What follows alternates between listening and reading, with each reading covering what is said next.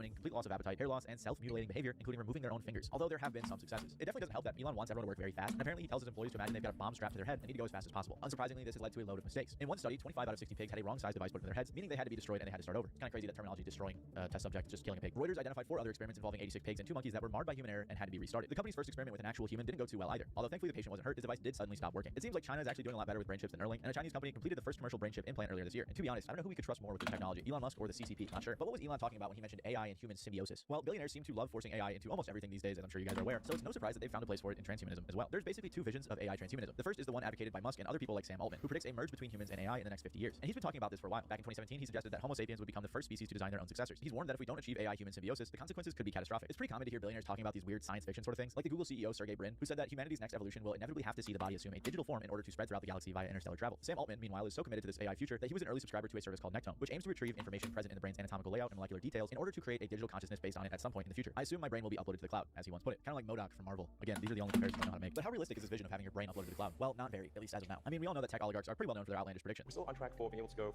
cross-country from LA to New York by the end of the year, fully autonomous. But next year, for sure, we'll have over 1 million robotaxis on the road. I'm extremely confident of achieving full autonomy and releasing it to the Tesla customer base next year. Especially when it comes to the subject of AI. And even if the technology advances enormously over the next few decades, who's to say anyone would want to use it? Ethical issues aside, who knows how many monkeys Neuralink would have to kill on the way? Well, Elon has claimed before that it would allow people to order pizza using nothing but their brains. Would this little bump in convenience really be worth putting a whole chip in your brain? Plus, of course, you'd have to trust the company that is putting the chip in your brain. And what's to stop it from putting ads in your brain like that one episode of Black Mirror? But if you can believe it, this is actually the better version of AI transhumanism, because the one that Peter Thiel advocated for is significantly worse. Transhumanism is this, the ideal is this radical transformation where your human natural body gets transformed into an immortal body.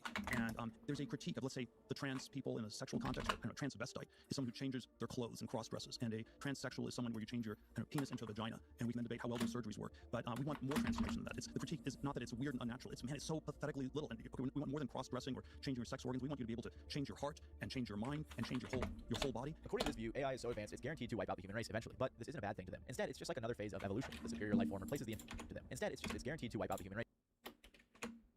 Your whole body? According to this view, AI is so advanced it's guaranteed to wipe out the human race eventually. But this isn't a bad thing to them. Instead, it's just like another phase of evolution. The superior life form replaces the inferior one, similar to how Homo sapiens replaced Neanderthals. So one day, AI will replace Homo sapiens. Obviously, that sounds very evil, but it's actually a surprisingly common belief among these sorts of people. According to this one friend I know who's super high up in AI, of course I can't say his name, but he's talked to Sam Altman before. He's in group chats with Sergey Brin from earlier, the CEO of Google, and he said about 5% of the high-level AI employees subscribe to the view that not only will AI cause human extinction, it will actually be a good thing. You've probably heard someone say something along the lines of, you only get one body, so better take care of it. But if it's up to Elon Musk, Peter Thiel, or anyone else in this video, that might not be the case for too much longer. So my takeaway from this video is eat as terribly as you want to, enjoy your life, destroy your body, because then you can just upload it to a computer one day and you'll be a-okay. If you like this video, you might like my video on looks maxing and fitness and that entire industry and how it's become completely corroded and toxic by people like Clavicular. And if you're interested in learning more about that, make sure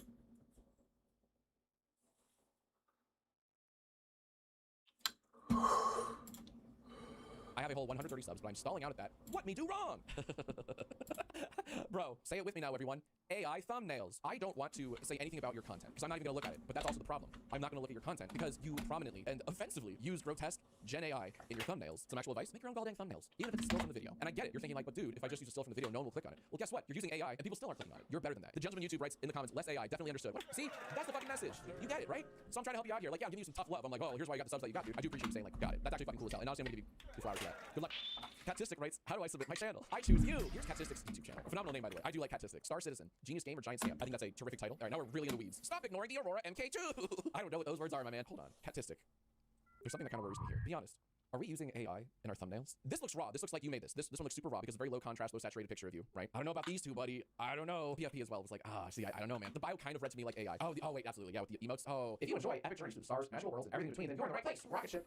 No, I can't in good conscience fuck with this. Make some goddamn thumbnails yourself. You got the ability, all right? Steer clear of that AI shit. It's cringe, and you can do it. You can do it yourself, and you can do it better. This is the risk you take when submitting your channel to judging your channels. This applies to me as well. AI thumbnails are an amazing way of making people not want to click your video. And this happens every single time. Every single time I see a video in my recommended, off to the side or whatever, and there's obvious AI, I won't fucking touch it. It's repellent. Please judge me, Judge Jack Film. No AI, mostly sketch comedy, but I do a bit of everything. My channel needs serious help. I've been doing this for 11 years and have nothing to show for it. Be as harsh as you feel. Simply say has been named best FP. Cool ass, sexy little banner here. Okay. I saw this. But all it takes is a couple of videos to blow up cards. So then I fell off. Nah, dude, you're still grinding here. You're a baby. You're a toddler. In YouTube terms, you just started. I don't want to hear this like, well, I used to be popping, but then I fell off. Nah, dude, you're still grinding. You're still getting those videos out. It's roulette when you play the YouTube game. You're uploading videos. You're rolling the dice. You're shuffling the cards. So you can't get too mad when something doesn't blow up. But all it takes is a couple of videos to blow up, and then you're good. So keep rolling those dice. Keep at it. You have something very strong here, and I can't give you much beyond keep going because I really do think what you're doing here is the right approach. All you need is time.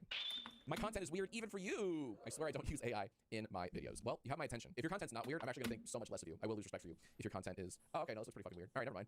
Okay, they do comic dubs, or they do a comic dub. Oh yeah, they do comic dubs. Okay, there you go. So if you like Hasbin Hotel or Deltarune or that someone in the YouTube comment said thumbnails are a little busy. They're a little busy, but I think they're just colorful. This one's very hard to read right here. The sparkle character, comic dub, bloopers, and outtakes. The text is impossible to read, especially when you zoom out like that. That's a little outlier because a lot of these are just very colorful. This one's colorful. This is great, like the framing here, right? Yeah, my feedback is very similar to the feedback I gave another animator, Lemon something, in our previous episode of judging your channel. Get rid of text in the thumbnails. I don't think you need it. Just pick a character, cartoon character, and optimize them. You know, make them stand out, make the background low contrast, low brightness, blurry, whatnot. And if you're using comics, if you're dubbing over comics, even easier because then you have a lot of options for what character, what stands to optimize, right? What if I like ate a lot of chocolate for a vid? Yeah, let's check it out. CJ stuff. If there's not a video of you eating chocolate, I'm gonna be so mad. This was cute. I played every Peanuts game. That's cute. That's kind of like a subgenre. I see a lot of people doing that. I played every X game. Yeah, that's cute. Mario Maker. I hardly know her. Haha, that's phenomenal. Also, I really like. Who is he? Oh, this is all one of the worst video games I've played so far. Shit. Okay. I was about to dunk on you for lying to us with the whole chocolate mukbang thing because I'm losing faith that that's even real. But I actually really like some of these titles and thumbnails. Pre-Wii motion controlled consoles. That's a great idea. This is a wonderful thumbnail. This is one of the cleanest thumbnails I've seen like ever. Okay, I like a lot of these. I would try to go for a more cohesive theme with your thumbnails because sometimes you're in them, sometimes you're not. Sometimes it's just a still. Sometimes it's an elaborate Photoshop job, and sometimes it's kind of like a half-assed Photoshop job. And we go back and forth. And what in the world is this? I try to do something like that for the questions to get worse. They all, you know, it's the guest on the left side, me on the right, and above my head is like a shortened question that we use in the video, something like that, right? Many such cases. Don't just look at my channel for inspiration, but I would say, like, I think there's a way to have your sense of humor fit in a more thematic way, a unified thematic way in your thumbnails. But I do like quite a bit of your titles and thumbnails. I want to watch this, kind of want to watch this, I really want to watch that, this nostalgia slop here, you know, I definitely want to watch that.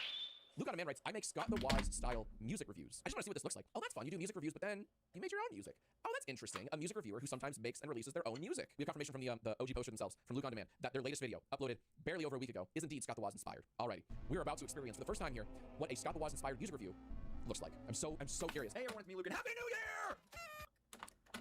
What the Oh my god, has it really been almost 4 years since my last video? Damn. I guess that explains the facial hair and the 30 pounds of weight gain. Okay, then I guess I should probably clean up and figure out something more topical to talk about. Oh, I got it. An album that came out a year and a half ago. Heavy Metal by Cameron Winter. If this is your first time Oh, I'm getting it now. Yeah, this is Scott the Wise coded, isn't it? With this album, we're seeing the album cover. You're probably thinking one of three things. A, gross, a white guy. B, gross, a deranged looking man. Or C, gross, take a shower. And so all three of those very Scott the Wise coded. But you're applying it to music reviews? That's interesting. Because I've seen a number of channels try to ape the Scott the Wise style for other video game content. And it's just like, no, like, be somewhat different. But you're applying it to a whole different medium. And it works really well. And I'm not familiar with anything regarding this artist you're about to go into. Oh, someone mentioned the banner is fabulous. The banner is fabulous. You have your own bespoke logo. Okay, Reddit, do your thing. You have a following, you have almost 2,000 subs. Here's the deal. Your last video went up 9 days ago. Before that, it was over 3 years ago. Not counting, you know, this music video project that you set out on, right? You gotta keep pumping these videos out. Like, do more reviews, do more, like, theme things where you're not just reviewing an album, but also, you know, more, you take a step back. And it's like, let's talk about country music. Why is it so crazy? Like, I don't know. Terrible, like, don't use that. Or use it. I don't care. But you know what I mean? If you're wondering, like, oh, I wanna get back into those views, well, it's gonna take more than one video to do it. From Poketech, Jack, I'm a tech tuber from Jamaica. Started last year for love of the game. My goal is to be #1 in my country. Do you have any advice on how I can get better? I love tech tube. I love tech reviews. Let's see if I can't help you out. All right, this is Poketech. Look at the title here. Can you still use a Galaxy S4 in 2025? I love that shit. I eat that shit up. Oh, this one exploded. Oh, these two. You got, oh my god, 69K, 23K, 33K. All right, okay, what popped off? What popped off? What really popped off? Let's talk about this one. I turned my phone into a Minecraft server. And this, okay, right off the bat, your thumbnail game has improved fucking tenfold from this and this to this. Phenomenal. How bad were integrated graphics in 2009? This I would watch. This is a lunchtime video. Can you do me a favor? Can you go back to the phone shit? Can you go back to, can you still use old phone in current year? Can you still use old computer in current year? I want more of that stuff. I'm being selfish. I'm speaking for me. I want to see this video 3 weeks ago. Almost 10K views. Genius. Adjust your speeds based on what you're currently doing. Relax while idle for power savings and aggressive during heavy tasks for performance. But what if they were locked to the high speeds? It's very well edited, by the way. Oh, we got an intro. Yeah!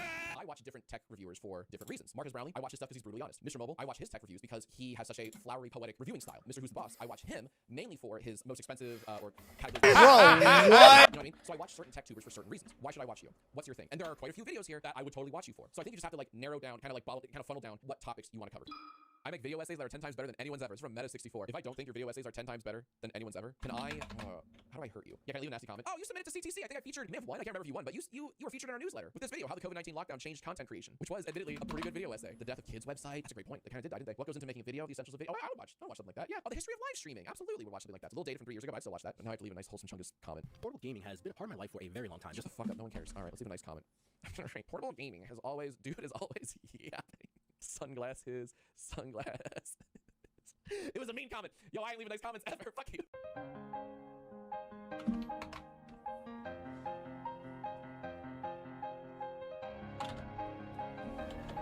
Stop stealing.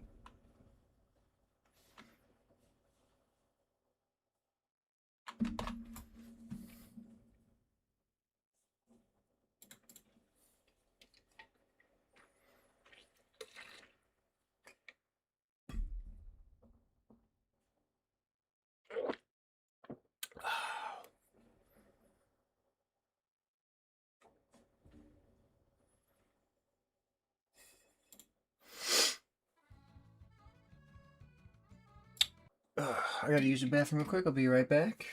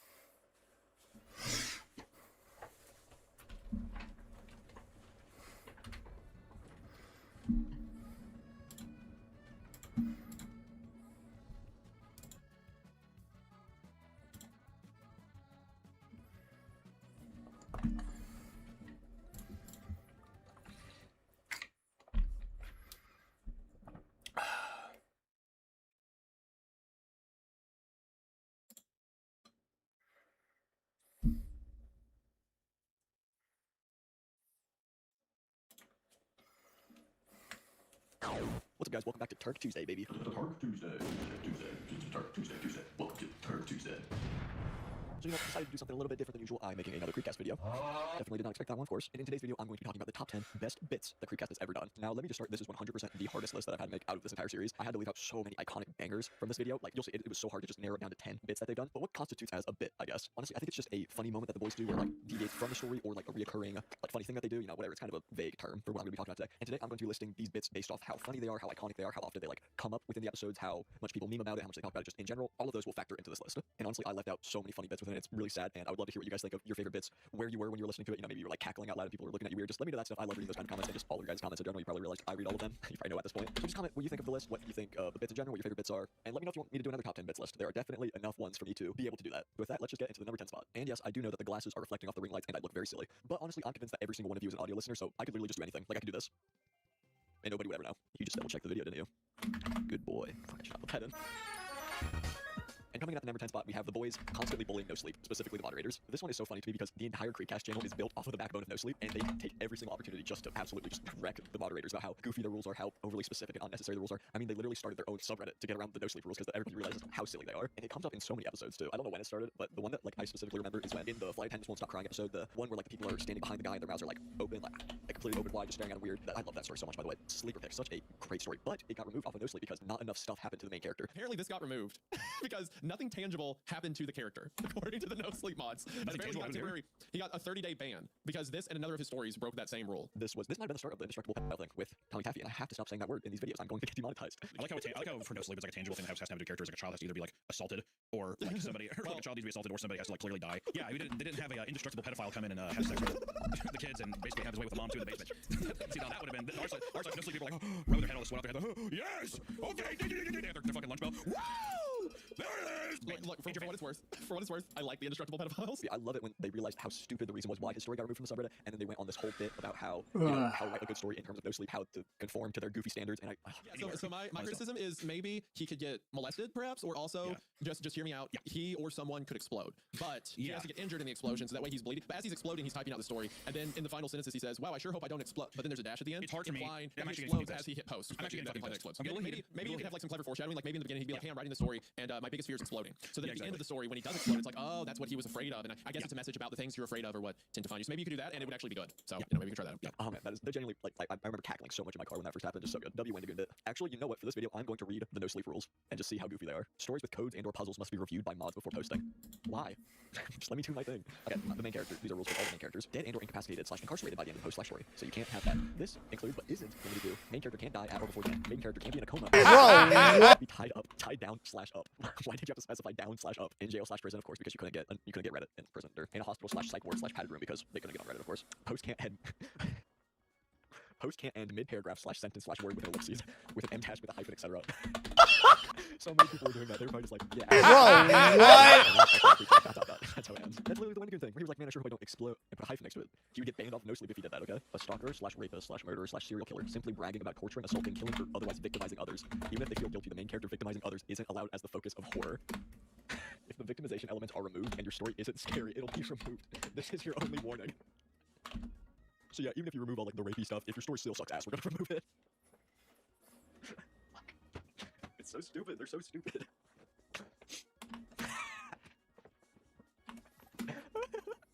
An infant, toddler, human being under 13. Why did you say human? Reddit itself requires users to be at least 13 years old to make an account and use the website. Oh my gosh. Any character writing and posting to No Sleep must be mentally and physically capable of doing so, which infants and toddlers are not. No shit. Okay. An inanimate / non-sentient object. Any character writing and posting to no sleep must be physically and mentally capable of doing so, and inanimate/non-sentient objects are not. This is so much funnier than I thought it was gonna be.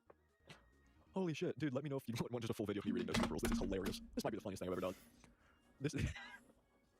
This means no Roombas, dishwashers, barns, mops, desk lamps, cars, pens, clothing, mugs, cutlery, or other non-sentient items as the main/posting character. Period. Oh my gosh! Oh my fucking gosh! This is so funny. Oh, I need to stop reading this. I'm gonna have a heart attack. Period. That is so Reddit coded. Dude, let me know if you want a video of me just reading no sleep rules. I could do this for hours. Oh, no Roombas. Why did bro just look around his room and start listing things he sees? All right. No bed. No headphone. No screwdriver I have here for some reason. You cannot post stories if you are golden pineapple because they don't have sentience. What the fuck am I talking about? Okay. What is this video about? Okay, yeah, number 10 spot. The boys bullying no sleep. Rightfully so. Those rules are so stupid. Coming in at the number 9 spot, we have the clown therapist from the I Clean Quarterhouses video. Now, I just want to say, I did a community post like usual asking what you guys' what you think the funniest bits are, best bits. Shout out these two people who said this one and gave me a timestamp for when it was in the episode. It genuinely helps me so much when you guys give me that. Just shout out those guys, thank you. But yeah, this one is so funny. It comes out of nowhere. That episode is kind of bland. It's a good story. I liked Quarterhouses, but I can't really remember many funny bits until we get to this part where it starts talking about circuses, and I genuinely don't know what they meant by the circuses in the actual story. All I can remember is me turning that into the clown grief counselor. You told Kurt all about circuses, basically from day one. Circus is a locus, place where several planes of reality converge. God, I cannot do this, dude. I keep thinking of like a fucking clown, like an elephant on a ball and stuff like that. I'm so fucking stupid. There's like, Evie told Kurt about the circus, and I just think like, hello there, and he's like going around. Well, she'd be saying all this different planes of existence, and then I look at her and I'm like, I have the glasses on, I take them off, and I'm just like, what are the clowns? Yeah, you have a clown nose on, and anytime that she says something dramatic, you honk it. Yeah. And I love how it like starts out like very tame and being like, yeah, I just keep thinking of clowns when I keep on that circuit, and then he keeps saying circuses, and then that slowly evolves into him going. That'd be a really fun grief counselor. Exactly. Like a girl like, yeah. And I never saw my dad after that. My father, he drank it. He'd come home and hit me. Yeah, exactly. I didn't know how much hurt that affected because I started drinking myself, and I just every time I look in the mirror, all I do is I see him.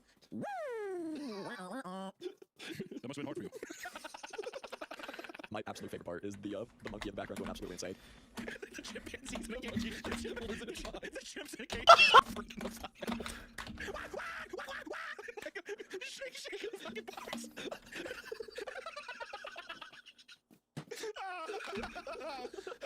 And you can see in the video that they both thought of it at the exact same time. They just started dying laughing because it's so funny. And especially the ending where the kid is just like, yeah, right when the timer goes up, everything just stops. It's like, dude, it's been really hard since your husband died.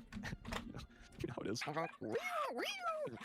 That's enough time we have for today. I'll see you next week. I think I'm quiet. Hey guys, this is the part of the video where I ask you to please consider subscribing. It's the best way to support me, and you can probably tell by the length of these videos, I put a decent amount of my time to get these out on a weekly basis. So subscribing will tell me that you guys are enjoying the content, enjoying everything, and also hitting hype points helps a lot. I think but the support I've already seen from you guys has been insane, like I said before. You have the best fan base I could ever ask for. I think I'm quiet. Just as amazing as the hosts talk about, and I'm just glad that these videos bring people some form of entertainment. I love reading the comments where people are like, oh, legendary lunch break refresh, or can't wait to listen to this while I work and stuff like that. I put this on in the background and love watching them. It's just those brighten my day that I'm being a positive impact in your guys' lives. So subscribing would be the best way to support me in that. So with that, wait till the end of the video if you think I've earned it. And also while editing this video, it finally happened, guys. I made it into a Creepcast episode.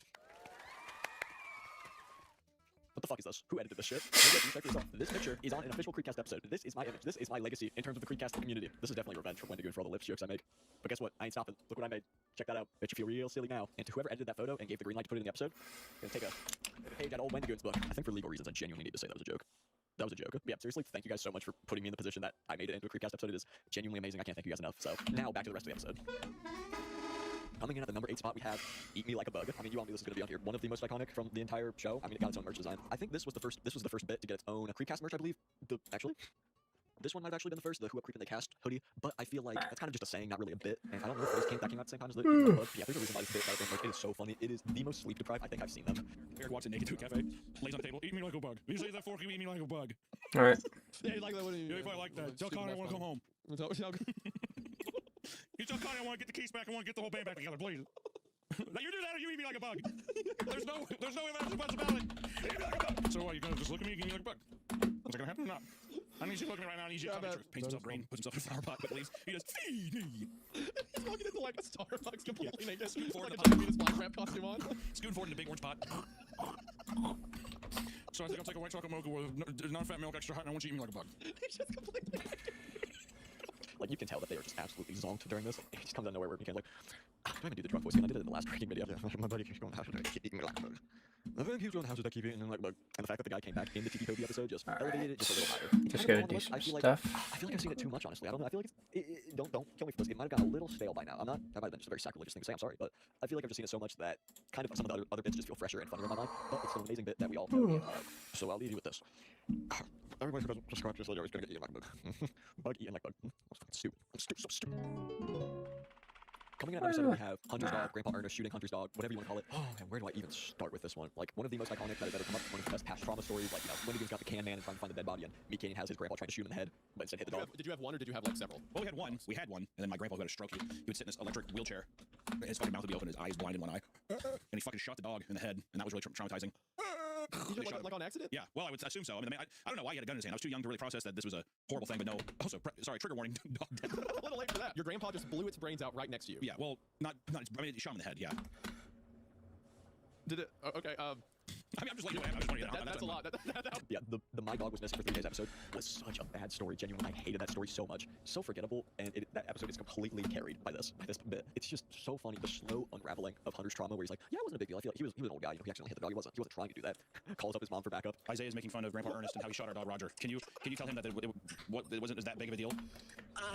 Yeah, it was a huge deal. No. I feel like you almost got shot. No. He was fine. It wasn't. What happened to him after the fact? Hang on 1 second. Well, this is not going to explain. Okay, sorry, I'm at work. What'd you say? What happened to Grandpa Ernest after that? Oh, we put his ass in a home. Because he was shot? Because he shot the dog? Yeah, he's done. He's done? Yeah. Well, this is a tragically sad story. It is sad, and you know, I just say don't shoot your animals. Well, I thought it was an accident. Was it not an accident?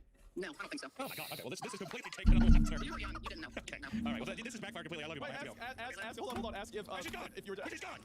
This memory is completely ruined. And then throughout the rest of the episode, Wendigoon's making jokes about how, like, I could see the glint. I could hear the squeaking of wheels from a mobility scooter in the woods. Awesome. And then at the live show, they ask Hunter's mom. Give me a dog. This better be a big ass dog. Oh, hold on. Is there like perhaps, I don't know, maybe some trauma you have with a dog? I think I'm crying. Hey, easy down on. Okay, no. I just want I want all you fuckers to know that my mom is here tonight, and she's pissed.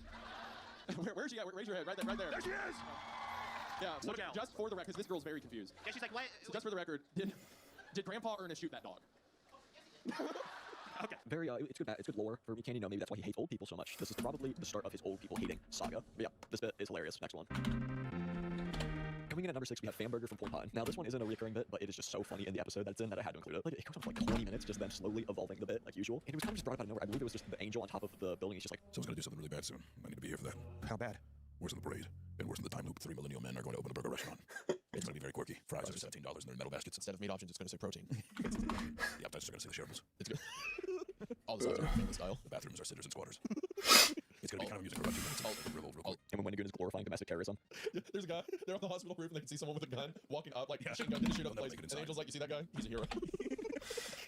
I don't know why, but I feel like I've had this thought for a while. The idea of watching something horrific happening from a very far distance is so funny to me for some reason. Like, standing on top of the roof, it would be so funny just seeing a white van very, like, quickly going down the street, but you can see it the entire time, just driving down the street straight towards Famburger, and just being like, there goes my hero. Plays that as it just, place just blows up. And you're watching it from, like, half a mile away on top of a building. Just something about that is so funny to me. And honestly, this bit is so high on the list because the day that I rewatched the Point Pine series, there's this restaurant in my town that we like to order from a lot, and for the first time in a long time, I decided to check out the menu and see what else they got. And the whole restaurant is like a speakeasy, old mobster, like Al Capone kind of place. So the items on the menu are kind of like themed towards that, like they were mentioning with Famburger. And it's some of the names were so cringe. It's like the Bonnie and Clyde burger, the Gangster burger, and it felt like such a light bulb moment, being like, wait a second, this is a millennial burger joint. This is a Famburger. I've been eating at a Famburger. So yeah, Famburger, great bit. Hype. Coming in at number 5, we have Kyle from Nebraska. Just for the whole concept of Kyle, he is the perfect like frat bro character that it comes up way often than you expect. Me, Katie loves doing the frat bro voice. It's so good. What's wrong? Mom is just being put in the ground. It's not big. What's wrong, baby? What's going on?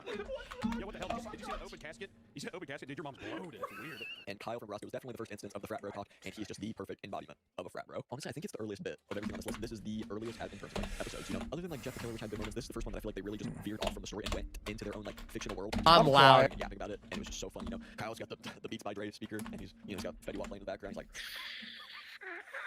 oh, your wife looks mad funny in that box, dude.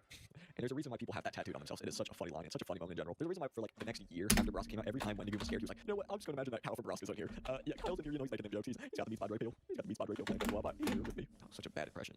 Next one. Coming in at number 4, we have the punch card from the Spider episode. This is definitely the biggest sleeper pick in this entire list. In the community, I'm loud. person put it that I remember. Yeah, not a single person said this bit. So this is my entry. This is me, myself, and I solo ride until I die. Some people probably don't remember it. It's the bit where like the wife's doing creepy spider things. The guy's like, this is a really weird dude. I don't know if I like this. Hey honey, is that family coming over for dinner? No, but I invited the spiders. Yeah, gotcha. He punches the whole punches the punch card. You know. I would have a stamp card, and I would give it 10 goofs before I'd have to punch that free pizza ticket and then be like, all right, I think I'm lickety splitting right now. Yeah, you know, free shake. This is me doing. Yeah, I do. I turn around, slip it on my Wrangler jeans. I do. I put right back in my jean pocket. No. But you know, I wonder what justify stamp though. You turn back around, baby field pizza. She's just like, I'm like, turn back around. Hey, is your mom coming over this weekend? No, just the spiders. Got it. Yeah. I don't know. Look at the trees. Oh, that is so cool. And then she lifted the glass, snatched the spider up, and stuffed it into her mouth.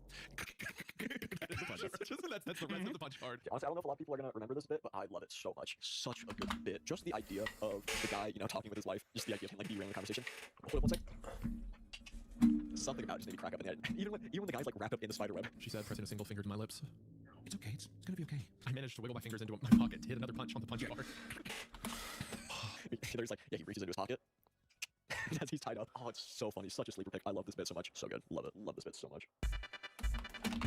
Coming in at number 3, we have every single time Meat Canyon has bullied Wendigoon. Definitely like the most vague concept of a bit that I put on here, but it's happened so many times that I feel like it should count. It's so funny because I've I think twice now I've started from the beginning of Creepcast and re-listened all the way up to modern times. And the beginning of the show, like the two of them are so nice to each other. They're like, yeah, that's a really interesting point you got there. I really like what you got to say, and I care about what you have to say.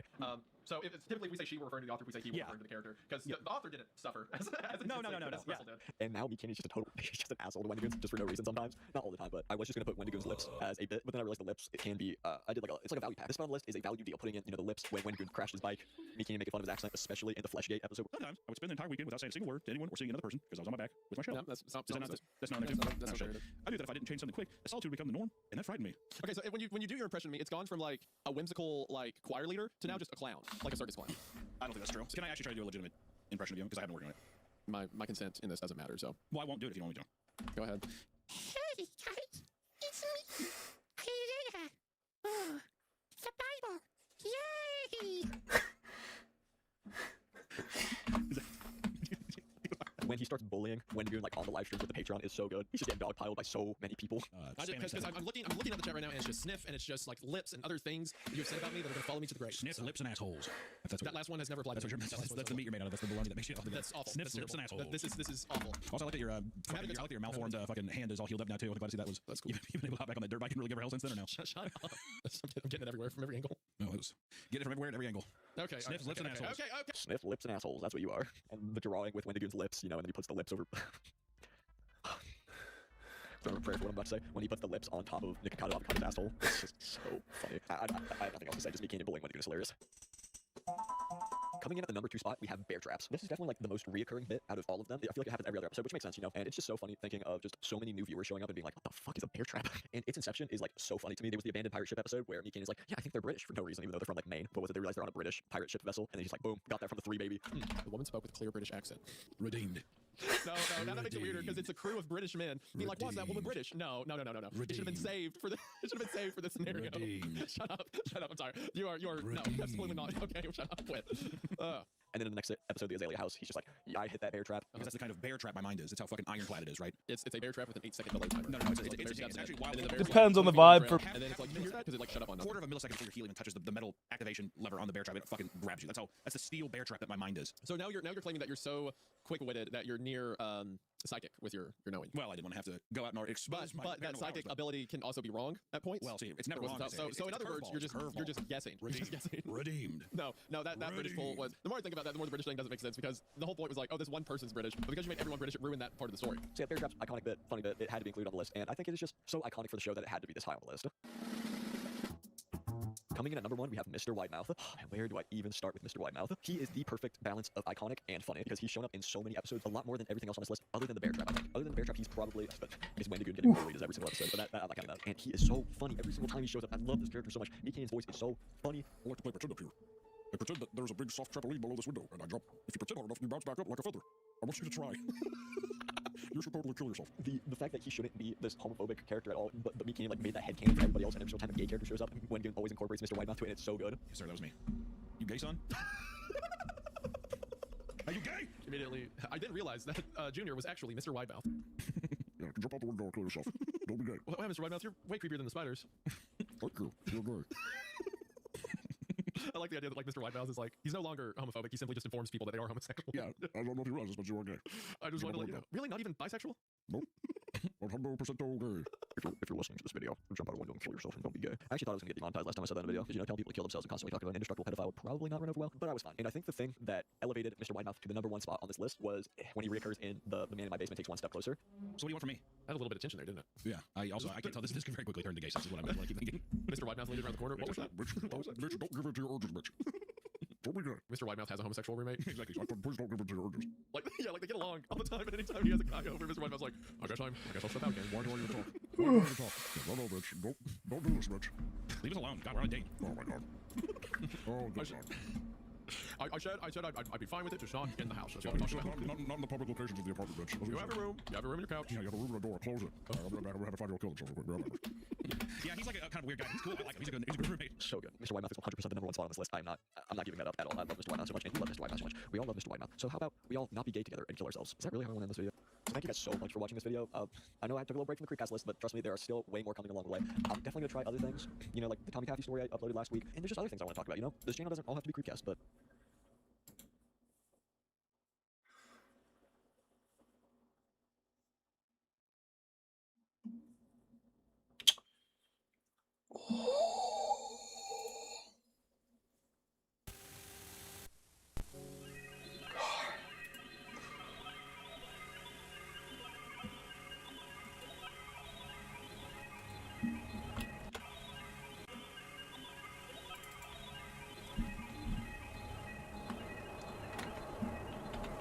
No, I don't think so. I'm not sure. That's fine. It's a pure spirit. This is fine. I can check because it's roughly the same color shape. So it might actually be. Oh, no, we can check. Exactly, I'm imagining exactly. you. Exactly.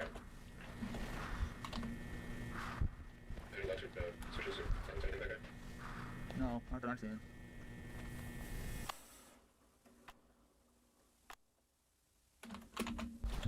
That's just crushed away. More the same. The same.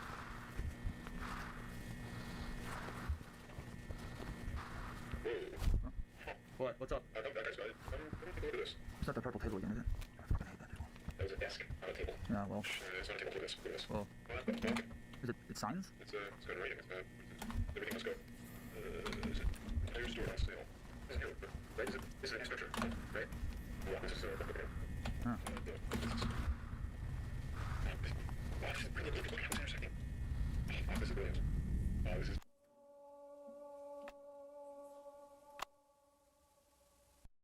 I looked over everything from the day, and obviously the signs were really treated as the highlight.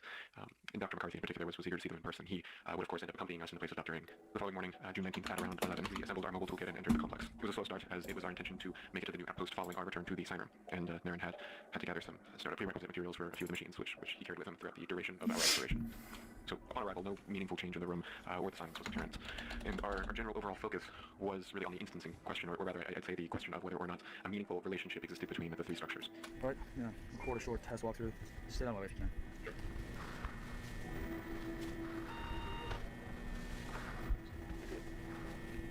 No, that's right. You can see it kind of goes straight through the material. There and there. No one's going into the frame. This is obviously intersecting with the carpet, which is supported by cement or concrete. It's stuck in there. Here again, kind of image. Increase or probably tear easily. But, it's the same with this one. The smaller they are, the thinner they are, so we're being careful not to disturb the material. At a glance, there's what appears to be a clear sequence taking place across the room where scale and height are both decreasing as they near the back wall. So firstly, we did what we could to measure all three signs corner to corner. Sign 1 came in at 1.44 by 1.44 meters, hanging clear of the floor, lowest corner about 0.3 meters up. Sign 2 was 1.13 by 1.13 proportional. Those are the above floor dimensions. The 1.13 vertical figure was measured along the sign's upper edge on the side that remains clear of the floor. That number may or may not reflect the sign's true full height.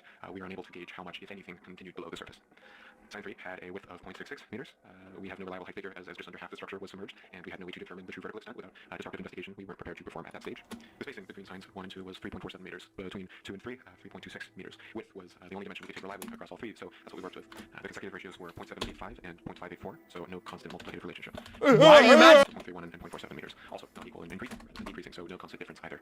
The spacing ratio was 3.26 over 3.47, so 0.94 was close enough to suggest some regularity, but we couldn't say whether it's related to the scale progression or coincidental at that sample size.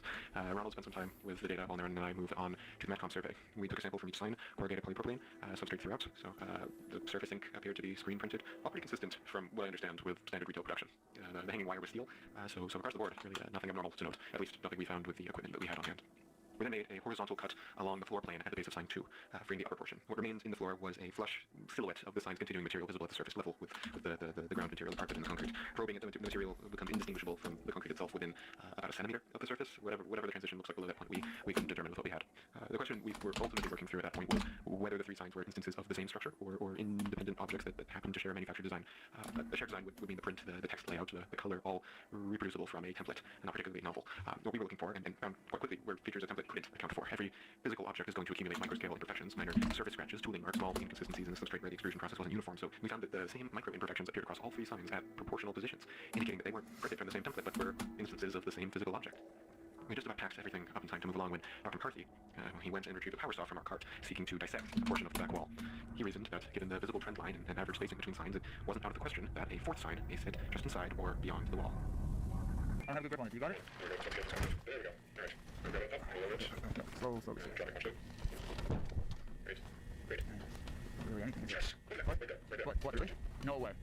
No way. I told you. That's great. There it is. Okay. It's the elevator then, because it's down below it's just barely above the carpet. Alright, well, let me get the... get out of the way. Move the camera now. Alright, wow. Would you get out of the way? Get out of the way. Sure. Okay. Alright, wow. Wait, oh, this one's quite a bit smaller than the other ones. Behind schedule. Let's just come back and take a sample on the next trip. Just don't have this. Give it 5 minutes. I'm not going to take a sample now. I'm just going to see the width. And get it up.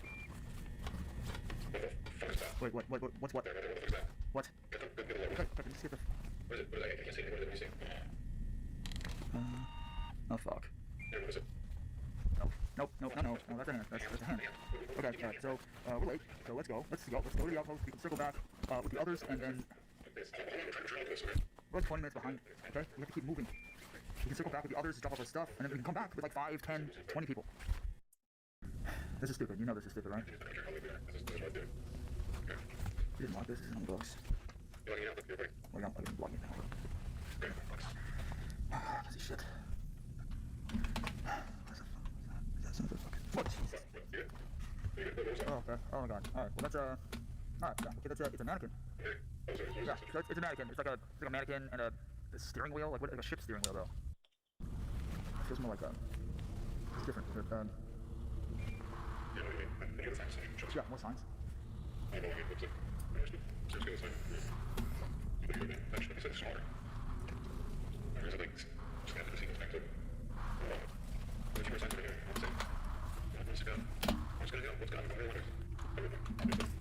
Have we seen these previously? Coat hangers? It's like boxes or it's clothing or fabric. I can't tell.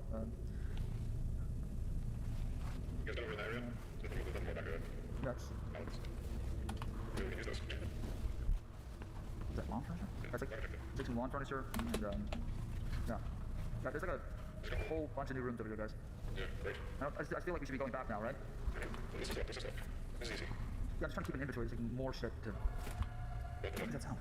Did you hear that? Yeah, let's switch it out. Come on, I don't really want to check it out, if I'm being honest. You can see it, there's a light there, you see that? What's that? Yeah, but it's obviously a light, man. I don't know. That doesn't conflict with all, we can do it right back. I know, Ron, I know. I don't think so. You should check the scale. The scale will be different with all the signs. Well, that would be next time. Ron, stay with us, please. It's dark. And... Yeah, sorry, just look. It's up with the phone. That's right, I have on TV. Oh my god. Let's just keep saying better and better. What the fuck?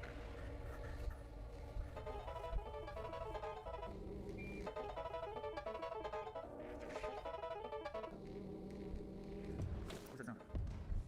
What was that fucking sound? Oh, we have to go. Let's just go. I don't really care, man.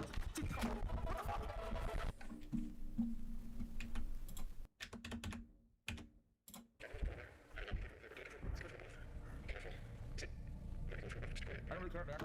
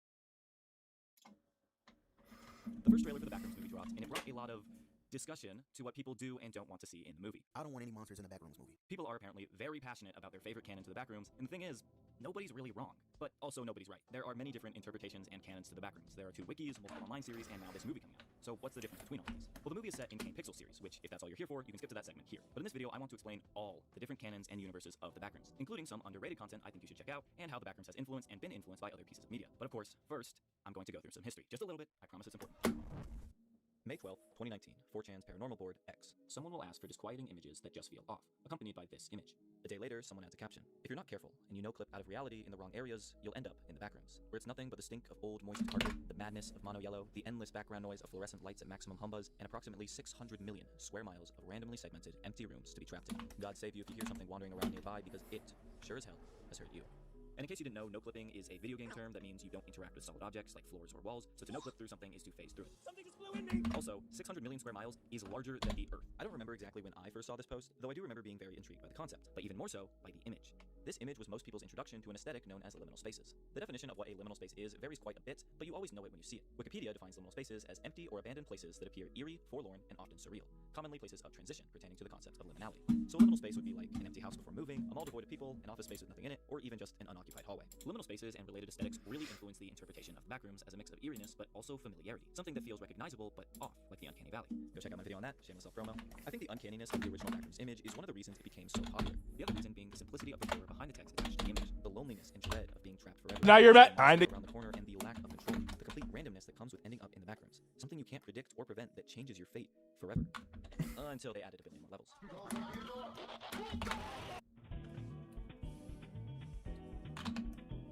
What I just described earlier is what I like to call the purist interpretation of the Backrooms. Just the original creepypasta, one level, the fear of being trapped forever in a singular unknown monster. If the monster isn't just a representation of paranoia, which it very well could be. As the popularity of the Backrooms increased, a new interpretation was created, one based more off of liminal spaces. People began to build more lore upon this short 4chan creepypasta by adding spaces as new levels to the Backrooms. For a short while, this new lore was quite loose and unorganized, until the wikis. The Backrooms fandom wiki, not to be confused with the Backrooms Wikidot, was the first Now you're back. created in July of 2019, only 2 months after the original 4chan post was made. It started very simple. Really? And a short description welcoming the user to the wiki and explaining what the Backrooms is. The wiki acted as an in-universe catalog Really? of each level. You don't imagine Pezzy? Found in this new lore of the Backrooms. About a year later, in March of 2020, a second wiki with almost the exact same layout was made using the site Wikidot. The 2 wikis are both very similar. Both are structured in a similar way, as I mentioned before. They divide the Backrooms into different levels. Each level is almost like a different planet in a way. A lot of them have their own nature, anomalies, and structures, but all of them are connected through the Backrooms. And no clipping.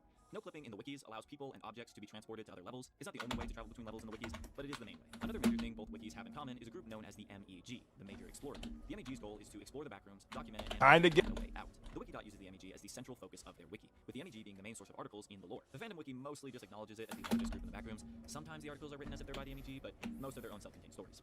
That, I think, is the biggest difference between the two. People often confuse these 2 wikis and refer to them almost interchangeably, despite them having some pretty major creative and lore differences. The fandom wiki is more lenient about the content on their site. There's definitely moderation, but allows more creative freedom to be expressed, while the Wikidot has a lot more moderation and a greenlighting process for creating new entries. I actually tried to create a level myself. I didn't get it published, mostly because I gave up, but anyway, I'm getting off track. There's more of a consistent theme throughout the Wikidot, focusing on the MEG and how humans interact with the Backrooms, while the fandom wiki has more self-contained stories that focus on singular levels. Not that the fandom doesn't have some overarching stories, or that the wiki doesn't have self-contained stories, just that each focuses more on their own thing. There's also the free writing wiki, but we don't talk about that. Well, okay, that's not totally true. The free writing wiki is a good place to practice your writing or get story ideas, but it's almost completely unmoderated, has a lot of griefing, and it's not to be taken as an organized canon. Both the fandom wiki and Wikidot take a lot of inspiration from internet aesthetics. Obviously liminal spaces, but also things like dreamcore, weirdcore, poolcore, kidcore. God damn, that's a lot of cores. The Backrooms wikis use a lot of phrases and text blurbs in a similar way to weirdcore images, and a lot of weirdcore images use liminal spaces as backgrounds, which people will, unfortunately, always associate with the Backrooms at this point. This may annoy some people, because liminal spaces and the Backrooms are 2 separate things, but hey, that's just how things go on the internet. The same can be said about dreamcore. A lot of people conflate dreamcore aesthetics with the Backrooms. Dreamcore has had some influence from images like these commonly being associated with the Backrooms. Another line has already made a video talking about how people mix up all these aesthetics and stuff. Another YouTuber, Carlos500, goes more in depth about what each aesthetic is, so go check out them. YouTuber Carlos500, they made a video talking about how people mix up all these aesthetics and stuff.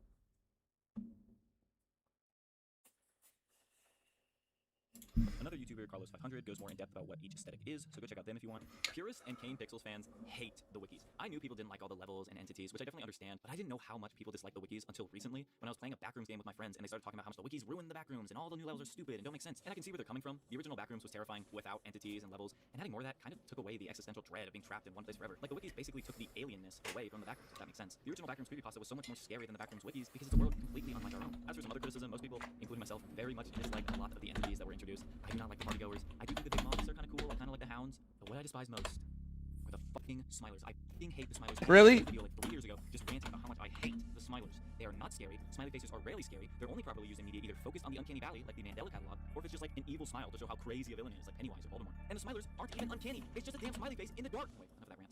I think the most valid piece of criticism against the wikis is the survivability of the backrooms now, how human-infested it has become. There are safe zones, societies, the internet, for God's sake. The MEG's goal of finding an escape to the backrooms makes no sense considering you can live there perfectly fine. To be fair, the original horror of the backrooms is attempted to be kept in level 0 of both the Wikidot and Fandom Wiki. They both acknowledge that most people who appear in the backrooms end up in level 0, which is supposed to be where the original image is, and most people won't find any society or outpost, and will end up dying of dehydration, exhaustion, and starvation.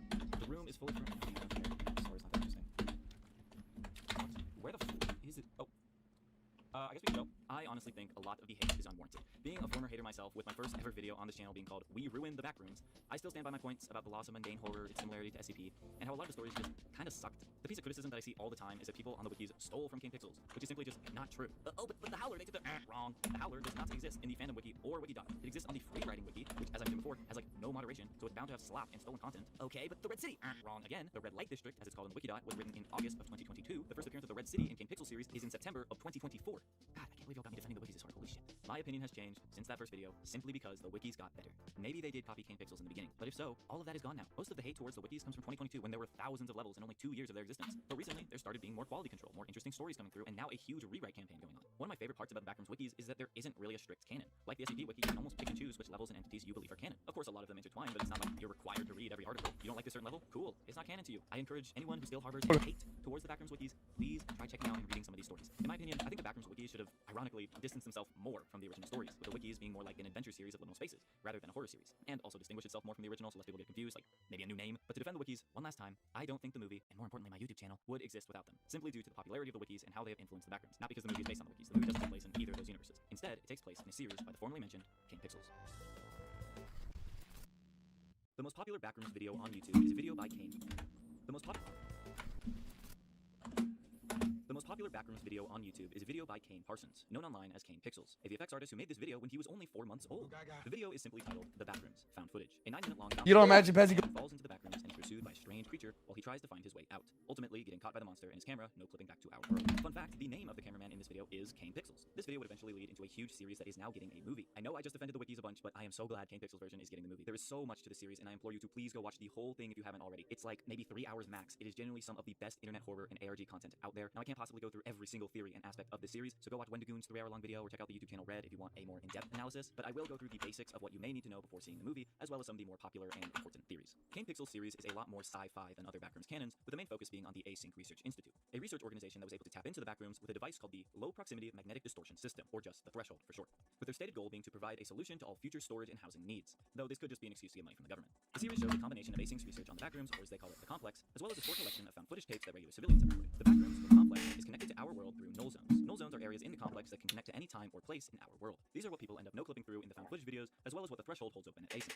Opening up and maintaining this null zone required so much energy that it is theorized they used solar storms and caused the Loma Prieta earthquake of 1989. Now, when I say null zones connect to any time or place, I'm pretty certain that it is any time after Async started testing the low proximity magnetic distortion system. To my knowledge, there isn't much evidence that people have slipped into the complex prior to Async's third test in 1988. Like, we don't see any cavemen in there. Well, actually, we do, but that's a cardboard cutout. We also see in Backrooms missing persons that only after the Threshold was opened in October 1989 did missing person cases start to skyrocket. Now, it is important to note that this version of the Backrooms, or the Complex, does mess with time itself. We see this in the first ever episode of Kane Pixels series, with the clapperboard reading July 4th, 1991, but the video being dated as September 23rd, 1996. Now, excuse for this is that this is just the recovery date of the footage, so a more obvious piece of evidence is shown in Backrooms' informational video. The cameraman, an async scientist named Peter Tench, is shown getting separated from his Explorer group on March 1st, 1990. To Peter, his group appears to just vanish right in front of his eyes, forcing him to wander the complex to find his way back out. In not much time, likely no more than a few hours, he was able to find the Threshold, except completely different than how he left it. In a later video, Backrooms presentation, we see that he didn't return in only a few hours. He returned 2 months later, on May 8th, 1990, meaning that Peter jumped forward in time by 2 months. Throughout the found footage videos, we can also see and hear some things from the future appear in the complex, like a poster from 2022 or a commercial that aired from 2007 to 2009. Aside from time, the complex also messes with space and seems to always be changing. This is a little more obvious, being that the complex itself is a space that shouldn't really exist, but we really first see the complex shift and change in found footage number 2. At the very end of this footage, the girl holding the camera tries to escape an entity by hiding in a room behind a small crevice. Walls around her start moving and splitting, with green light coming through the cracks. There are a lot of theories about this green light, as it appears throughout the whole series and through most of found footage number 2. Some believe that the light is the complex changing, while other theories suggest that they show entrances and exits to the complex, maybe the creation of null zones. The green light does seem similar in appearance to how the threshold looked when it first opened. We also see in the very last few frames of found footage number 2, the girl seemingly falling through the floor, implying that this could be a null zone, but could also just be her dropping the camera because she's scared or the entity gets her. Though if she did manage to escape the complex, this could be our first character to do so outside of Async. One of the main theories is that Kane Pixel's backrooms is not just a strange place, but a living being itself that works off memories. That would explain why the complex resembles things in our world. It starts off as simple corridors of empty office space and evolves as it sort of gathers memories. In the earlier points of the timeline, like most of the stuff with Async, the complex is just those drab yellow walls. In the found footage videos, though, that take place years later, there are many different types of rooms and objects that appear. This theory is also supported by the first trailer to the Backrooms movie, where one of the characters says, "All these rooms, this place builds them." Actually, more like it remembers them. And the more times it remembers something, the less it does. This quote can also explain the inconsistencies in the complex compared to our world. How just like memory, it's not a perfect copy, it's just a burned memory. See what I did there? If you don't know, that was a reference to the Caretakers Everywhere at the End of Time, a music project heavily associated with the Backrooms about dementia and the distortion of memories. The project goes a lot further than just, ooh, creepy Backrooms music. But for the sake of this video, Kane Pixel series makes a lot of references to it, with those references possibly being an indication of this theory being true. But if the complex itself is a living entity, what is the entity? Or as most people refer to it, the life form. There seems to be something alien living in the complex, something extremely aggressive that chases down anyone it sees. Its goal being completely unknown. Does it want to eat people, assimilate them, or is it just incredibly violent inherently? There are a few popular theories about what the life form is. The first theory is connected to the last, in that the life form is another part of this living Backrooms being. The life form acting as a self-defense system for the complex. Async has invaded this living Backrooms being, and the life form is used to kick them out, almost like how our immune system tries to remove diseases. Another theory suggests that the life form is separate and wants to escape the complex, and tries to do so by becoming more and more human. As we see in found footage 3, with the life form appearing more humanoid than ever before. Though I'm pretty sure this is an entirely different creature. It even has a different name, being known as the still life and not the life form. But just like the life form, it is shown being very aggressive, though it's also shown knocking on doors, similar to a person.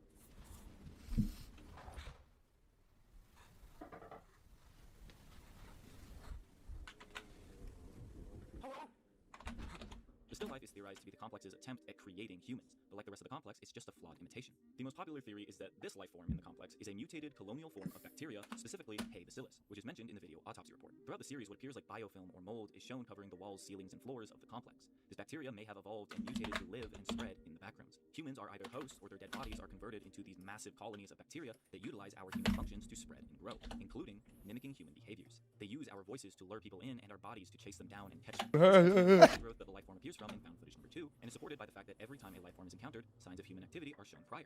Something living down here.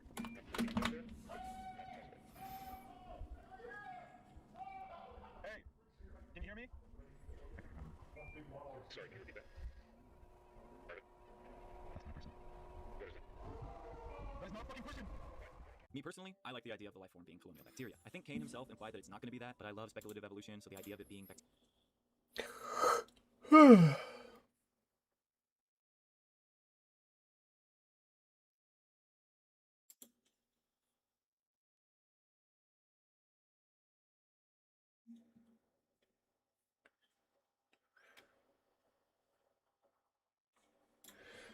The Backrooms movie re-released to theaters a few weeks ago with 16 extra minutes of footage at the end. This has been titled the Everything Must Go edition, and in those 16 minutes, we get a ton of new Easter eggs, new lore, and just general world building that actually leads up to the beginning of the Backrooms movie. So today, I'm going to see the movie again for the 4th time, and then I'm going to explain all the extra footage at the end for you all. So if you want to stick around for a breakdown of the extra footage, what it means, my theories on it, and a few little Easter eggs I noticed, please stick around this video, and let's go ahead and dive into all the lore, and I'll break it down for you right here in this video. Let's do it!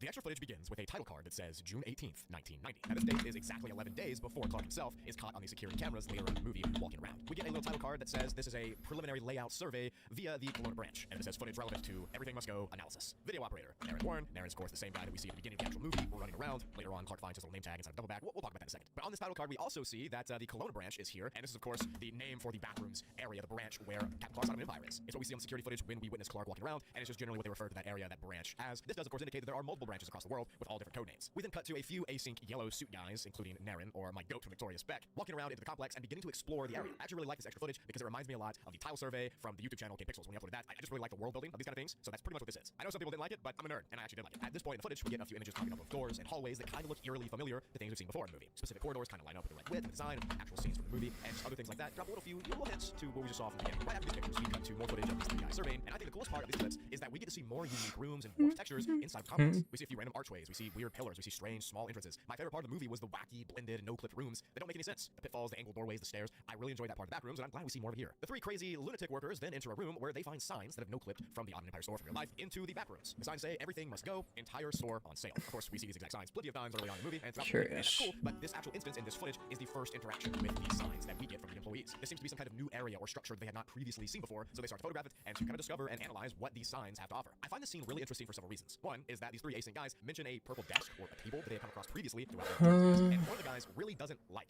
the desk at all. Now, I have a personal theory that the reason that he doesn't like it is that that desk or table is actually an instance of a furniture crab entity, which I just made a video discussing. This was essentially a type of entity that was going to be included in the Backrooms movie. It's a living table, essentially, or anything with four legs that's a piece of furniture. They walk around randomly and have kind of abstract bouts of movement, but we know from Kane Pixel's direct audio cut that Captain Clark doesn't like these little entities, so maybe it stands to reason that async workers wouldn't like them either. Another reason I really find this interesting is that these guys are really excited and almost obsessed, in a way, about finding more things that have no-clipped into the Backrooms and into the floor. They seem like kids in candy stores. They almost, like I said, mirror Clark's obsession with the Backrooms, maybe even Ivan Beck's obsession, going further into it, exploring further and seeing what lies just beyond these corridors. And these signs are that next step into kind of discovering what else the Backrooms has to offer. Anyways, we get some clips of them kind of explaining what they're seeing, and this audio is from a clip explaining that exact mission that they find later on. But we do get to get some pretty cool visuals of the signs themselves. We get some mathematics that are smart stuff. I'm not a math guy, but essentially we find that these things have a different offset. There's kind of a pattern of them. Some are deeper into the ground than others. But next, we get to a few really cool pictures that I think are just awesome. Okay, the async workers cut up the carpet to look at how the sign is no-clipped or glitched into the ground. And we get a really cool image of the sign when it's ripped out of the ground being flush. Whatever's left of the sign in the ground is flush with the ground, as if it was put there when the original floor was placed or concrete was poured or whatever it was. I think it's concrete. But yeah, whenever the concrete was poured, it's like the sign was shoved down into the wet concrete. I really like this part because it's very Kane Parsonsy. He's over-explaining like really niche parts of the world, and it makes it a very intrinsic experience, a very overwhelmingly world-building vibe that I really like. They analyze more of the things in the sign, like the scratches on it and the ink, and they even cut the rest of them flush to the floor to measure the chemical makeups of the actual sign. They found that these are definitely screen printed from real life, and the things that they're constructed out of, the metal wire hanging it up and the actual cardboard, are pretty standard from real life. The most notable thing they discovered, though, is that these signs are not three separate instances of three different signs. After analysis, it was discovered that the sign is the same thing copied three different times. Rather than three independent signs being taken from Clark's store, the Backrooms took one sign and copied it those three times, or four or five, we'll go on and figure out how many are later, but it copied the same sign multiple times. Because these signs are in this kind of weird curved pattern of sorts, one of the guys thinks that the pattern probably continues further on, and the signs might get smaller and deeper to the ground. The only problem is there's a wall in the way, so they decide to cut a hole in the wall to see if the pattern does continue. Eventually it does. We get a pretty cool look at this small, terrifying space between the drywall and the next wall. This reminds me a lot of when Clark was running away from Pirate Clark after Pirate Clark ate his coworkers, and he kind of slipped between the wall space. That's what this place looks like. I've said many times in these explanation videos how much I despise these claustrophobic shots. We're not supposed to see what exists between walls, and it feels extremely unnatural to do so. But while they're looking back, they see another sign, lo and behold, in the ground, meaning that the pattern does continue. We also see drywall and framing and 2x4s and plywood and piping and wiring just as well. This shows that the Backrooms is indeed constructed like a regular building would be, as we've seen from lighting and tile survey and things like that. As they're looking through this crack and they bend down, they notice a little bit down the opposite way what looks to be a hand, no clipped through the other side of the adjacent wall. Zooming up with the camera,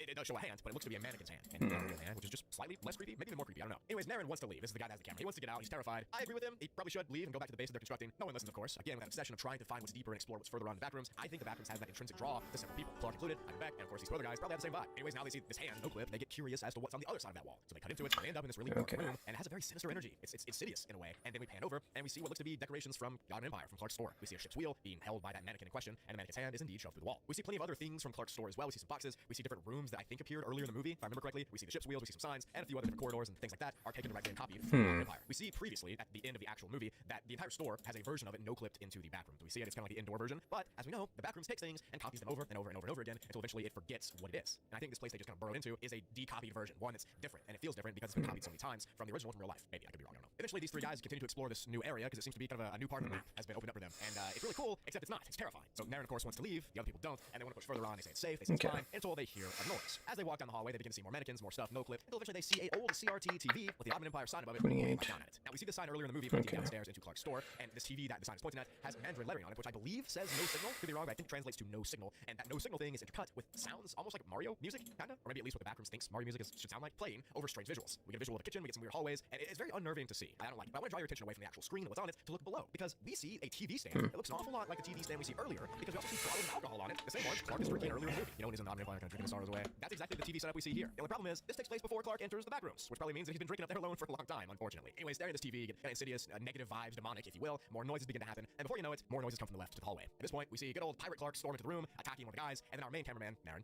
runs away for his life. The footage, of course, ends with him running down the hallway trying to escape. Now, if you remember, at the very beginning of the actual film, we are greeted with found footage that opens up the original kind of movie. That's how it starts, with Naren recording found footage. I think the beginning of the movie takes place right after the end of this extra footage, with Naren running away from Pirate Clark, and this new kind of area they just discovered. He's running away, and he gets down back to Backrooms Level 0, kind of the main part of the complex, and that's where we cut to the beginning of the movie, where he's running down the yellow halls away from Pirate Clark. Unfortunately, he does get eaten by Pirate Clark. But Clark later on finds his badge and his duffel bag of random stuff inside, along with VHS tapes and floppy disks and that sort of thing. So that's how the extra footage ends. There are a few different kind of found footage Easter eggs I want to discuss just real quick. I didn't talk about already. So lock it. The entire reason that these three guys are walking around is because I think they're supposed to be setting up a base, and we see it at the end of the beginning. This is confusing. At the end of the beginning of the found footage, at the very start of the film, we see Naren walk over to these tables with these communication devices. I think they were going to try to set up a base there, this Kelowna branch, if you will, right there. That was the base. That was their mission. And they were trying to figure out and explore around themselves to see if they could land. Now, things that kind of lead credence to this theory are when Clark opens up the duffel bag, we see kind of a little floppy disk and a VHS tape, which probably is like a startup thing. Here's the thing. Video for these guys, like when they set up their base to know what to do and stuff, something like that is probably what it is. We also see other little things on the actual tables, like communication devices and equipment like that, and research devices and other things of that nature. And I watched one of my favorite YouTubers, actually, Red. I watched her explanation of this extra found footage. Actually, we kind of uploaded these at the same time. I've had this video done for a while, and she uploaded it, and I was like, well, dude, I gotta watch it to make sure I got everything right and stuff. And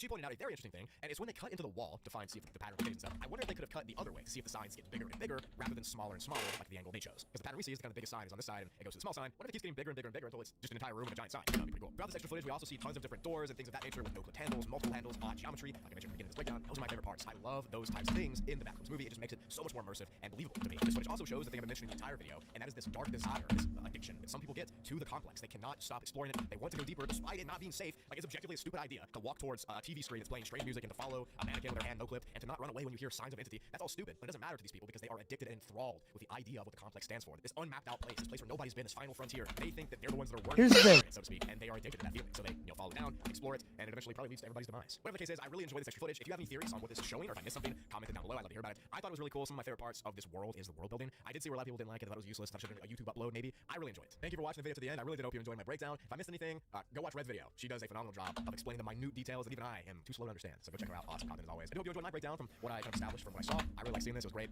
This video came out a little late. I haven't script done for a while, but I'm really busy making other content. You guys know the deal. Thank you so much for watching. I do love and appreciate every one of you. And I'll see you wherever I see you next. Bye.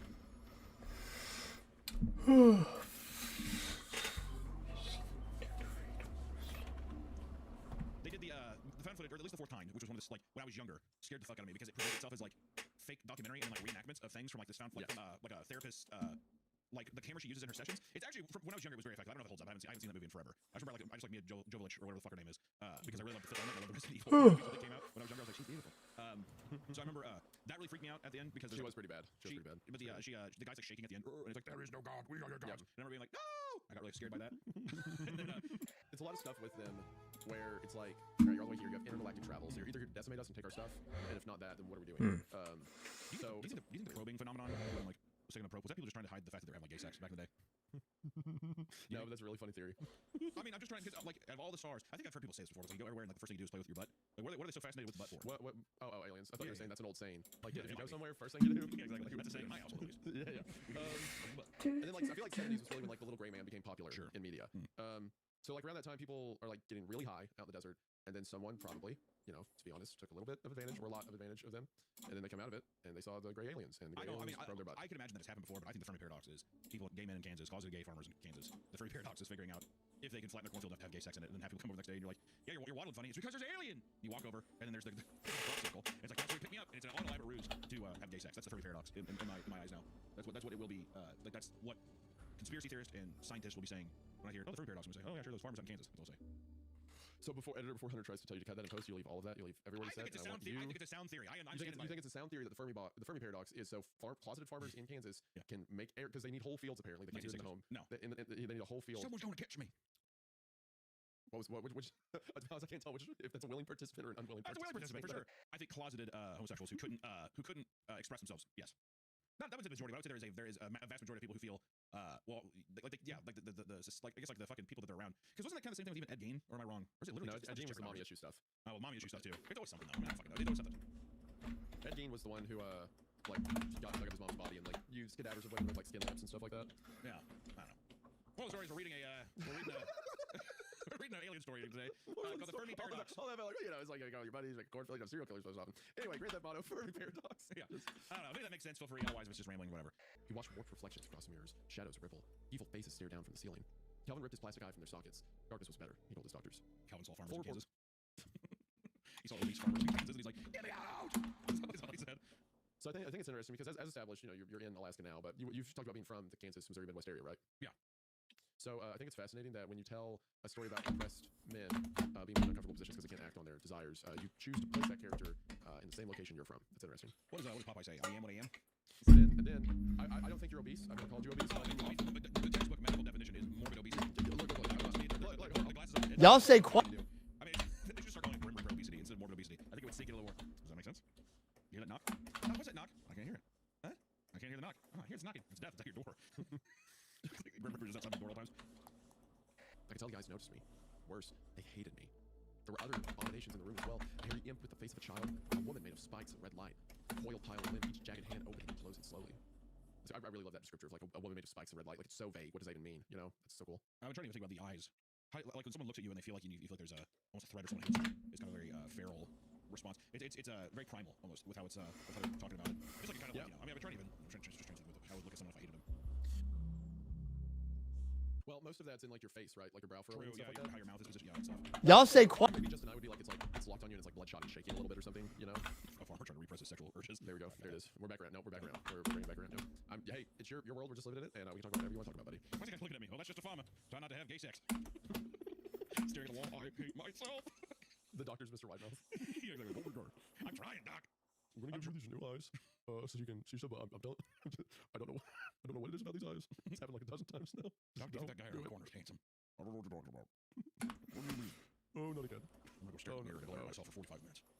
Okay. Oh, it's gonna happen. It's gonna happen again. Okay, I'm gonna be sick. It's incredible, Mr. Whitemouth, that you got your practitioner's license. Oh, it was a lot of hard work. I'm a pediatrician. Okay, well, I'm 53, so I don't know why you're talking to me. It's kind of interesting. People go, well, we're giving you this miracle treatment, but like it's causing people to almost go into a psychosis whenever they wake up. So you have to restrain them. They have to get used to it. It's fun, but I can also see a world where like these people have been abducted and they're being experimented on, and like they're seeing, you know, like they're almost put in like a simulation that is a normal hospital, but they're like seeing through that like kind of almost like Oculus barrier. You know, like an Oculus, like you have to have like a certain square parameter, and if you go out of it, it like breaks it.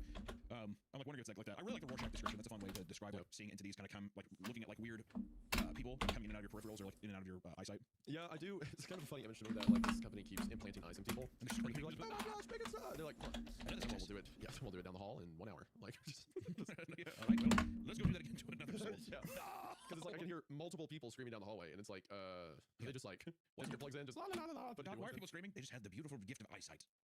Okay. And I will too, right? Yes. Good luck, guys. After nearly a month, they finally released me. I'd lied to them last week, told them I couldn't see the creatures anymore, so I was set free. Given meds and a journal. Call us if you observe anything unusual, they told me. They have no idea. You don't have gay sex out in the cornfield. That's when I met the creature. The creature that has sex in the cornfield. Oh, that's a scary cryptid. That's the kind of thing you gotta stay away from. What's your name, handsome? Like, yeah, 12 foot tall, like tentacle monster. You get over here, you kiss me. The way he said that, what's your name, handsome, made it sound like he was picking it up in a bar. Exactly. Like, yeah. It's 12 feet tall, huge. The guy's just like, oh, my lucky stars. I didn't realize like, tail against the wall, screaming. Like, hell, I thought Christmas only came once a year. You get your ass over here and you dance with me. Kind of romantic. Like this eyeless snarled beast monster's blushing. No, it's fine. We'll flatten the corn. We'll flatten the corn, and we'll just say we gotta flatten the cornfields. Yeah, we're gonna be rolling around the hay. Actually, what that's what it was is it's farmers having sex and they're rolling around, and it's in a circle. And they're like, oh, there's a UFO. That's what it is. Hats off to it because it's a crazy surface area. Oh my God, it's so huge. Oh man, that's passion. That's what that is. Holy hell. That's that farmer and that 12-foot man beast thing. Out there for a romantic night. Folding all those corn stalks and stuff. He's like, I thought we were mud wrestling, not doing origami. They get married, have a beautiful life together. Oh, absolutely, yeah. The 12-foot tall monster. Oh, come on now, give me some sugar. Sending their kids off to school, growing old together. I figured we could take Timothy and Sarah to the pumpkin patch swamp. All right, sweetie, come here. You give me some sugar before you leave. So like, we're just portal to hell and jumps in or whatever. All right, see you tonight. Have fun at work. Just straight into the abyss. Yeah, goes and murders someone on the other side of the world and comes back. Give us some succotash. All right. I love how wholesome you're describing. Oh, it's nice. It's a beautiful, beautiful thing. It's a beautiful, beautiful home, loving family. Oh, it could be better. Blood all over the floor. Yeah, it's constantly pressed into the ceiling. It's so big. Like, yeah, the house is nowhere near big enough for this creature. Mudroom. Clean up in the mudroom. Oh, man. I told you once. I'm not going to tell you again. When you come home from work, you go through that door because that's the door that's got the drain in the floor. Now making spaghetti. Exactly. Now go wash up. It's spaghetti and Texas toast nice. Yes, it's Texas toast from Walmart. Come on. Just them sitting on a truck bed, but like the monster side is like broken into the ground. Like pus pustules and stuff popping in his neck. He's like, how the hell did I get so lucky? No, I have to tell him. You're a gift sent from God. Ishtar, Balakar, Star. He's trying to pronounce his name. Ishtar, saying hard. Bringer of doom. Yeah, I'm so glad I unearthed that monolith and had gay sex with you.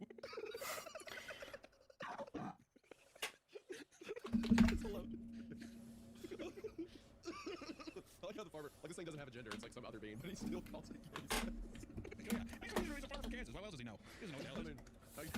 Yeah, it's just like them floating above the bed. Like, like astral get projections. Get down here. Oh, you always talk in your sleep, don't you? All right.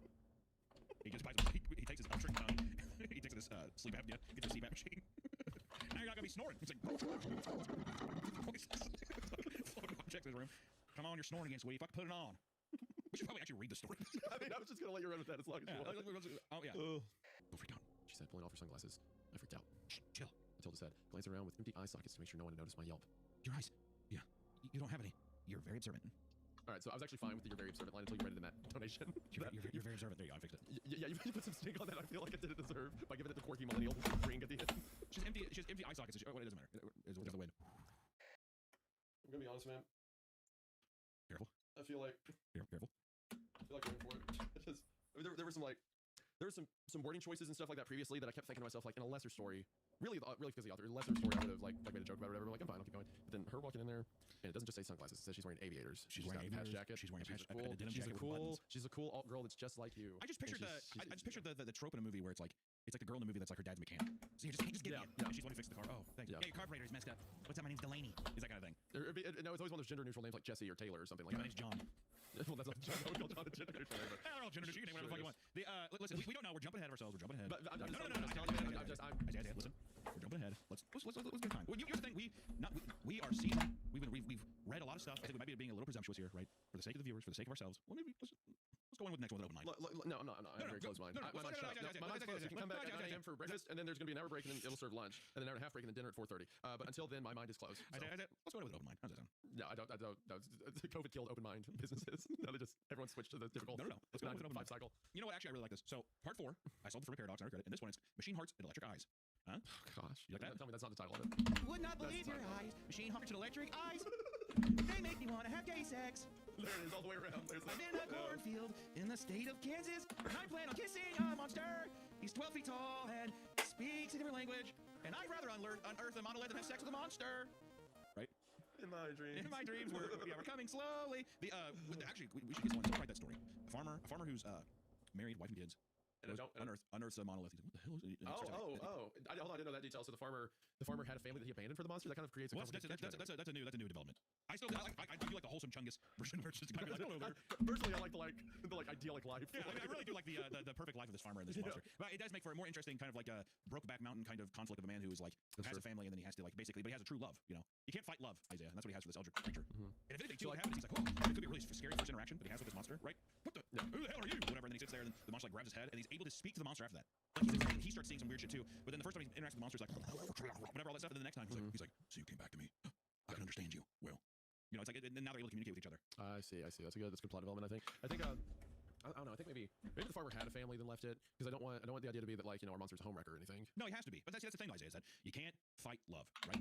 The thing about this farmer was living a fake life before that. There's a whole thing, and I think that there's going to be a spot where yes, the wife, the children upset. You know, maybe the kids are like, you ruined my fucking life. But then in years come, they're just like he can gain their respect back. He gives the family the respect they deserve because he's not living a fake life anymore. And I'd like to make myself believe.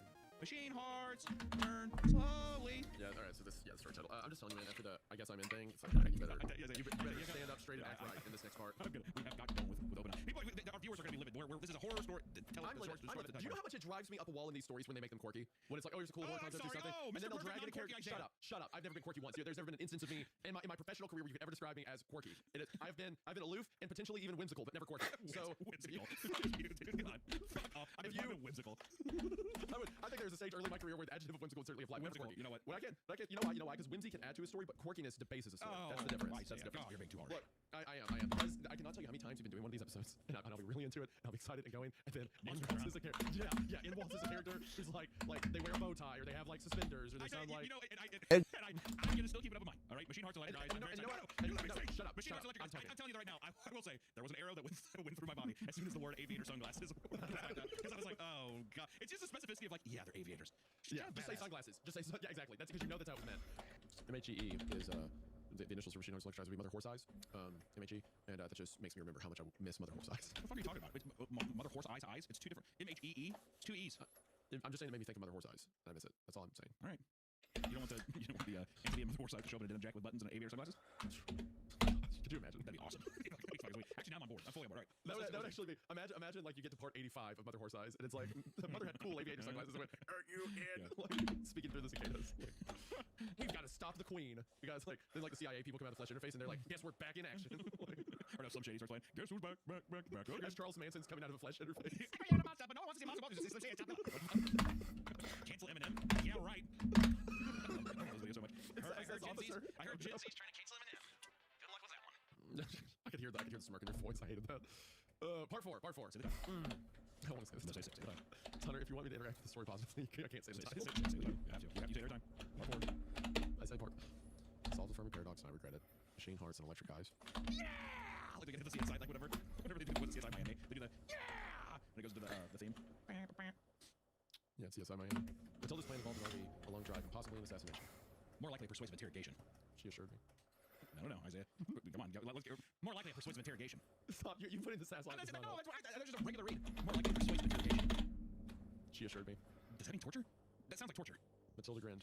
It's only torture if Cheshire doesn't spill their guts. There you go. I didn't even landmine. No. That was you. You can't get onto me for my attitude to pull one of those out. I was holding the breath. That's why I sound like that. Okay. Hit the first line again. Matilda grinned. It's only torture if Cheshire doesn't spill their guts. If they don't, then we spill their guts. Oh my Guess who's god. back again. Trying to cancel Eminem. Good luck with that. Every time. Why?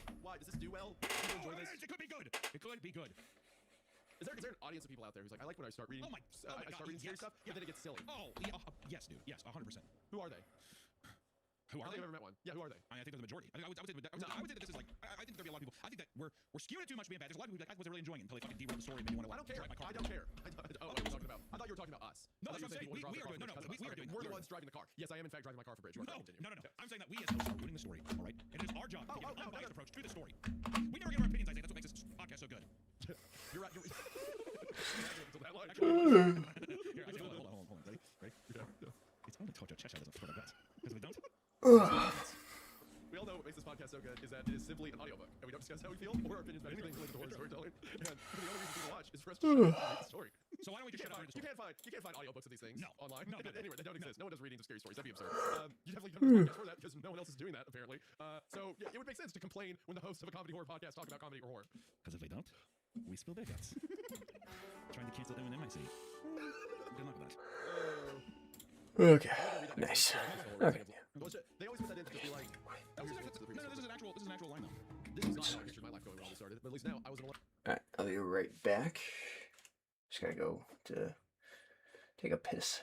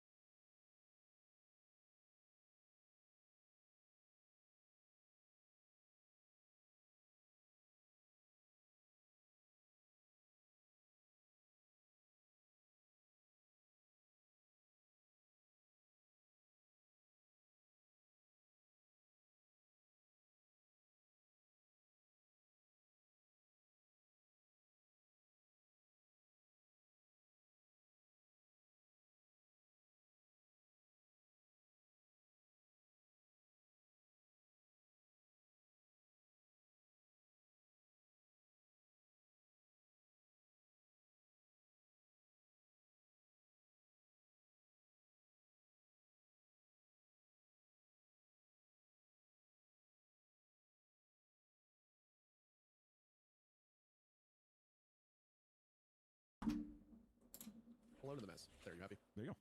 I fixed my eyes on the road and made a mental note to never get on Matilda's path. I'm so mad right now. Because I was into it. Okay, don't cancel Eminem in front of Matilda. Got it. There's a little Slim Shady. She has stood up. I didn't know to never get on her bed. Alright. Matilda had her feet on the dash, window down, a perennial cup of coffee in her hand. She kept her sunglasses on even after I promised her missing eyes didn't bother me. Do you really think Cheshire's going to be that easy to find? We've got his IP address and I'm a natural born bloodhound baby. I agree. Depends on something about farmer and his monster quick. I didn't know I'd been like that. Alright, you didn't have to take it straight there. Because like the wholesome angle was really what was tying into this narrative. Is this why they call it Chinese finger trap? No. The reason I was playing with you on this one, passing the ball of yarn around, is because it was the one wholesome bit you've had in like months. So we were gonna leave it there, and even then, your wholesome bit still involved gay intercourse. But you know what?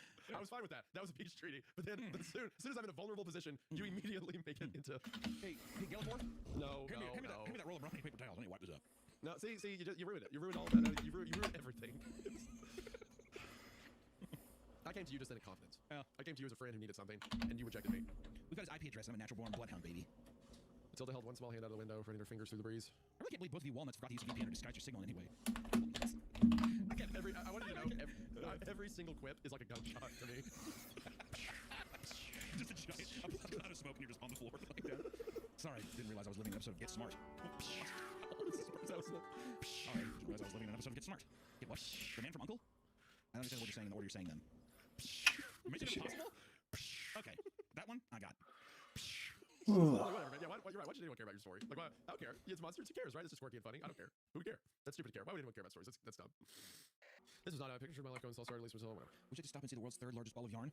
Tilda asked. She was riding shotgun. Tilda the kind of girl to pass a semi and try to get him to honk. Dang it. You must be having a bad day. I love you saying that. Because I feel like that's something they would write into one of these stories. Like, I think it's cool people do. I think it's really cool how Matilda's established to be like this cool kind of killer, knows her way around town character, and then she's scared and the hero has to comfort her and keep her safe and blah blah blah.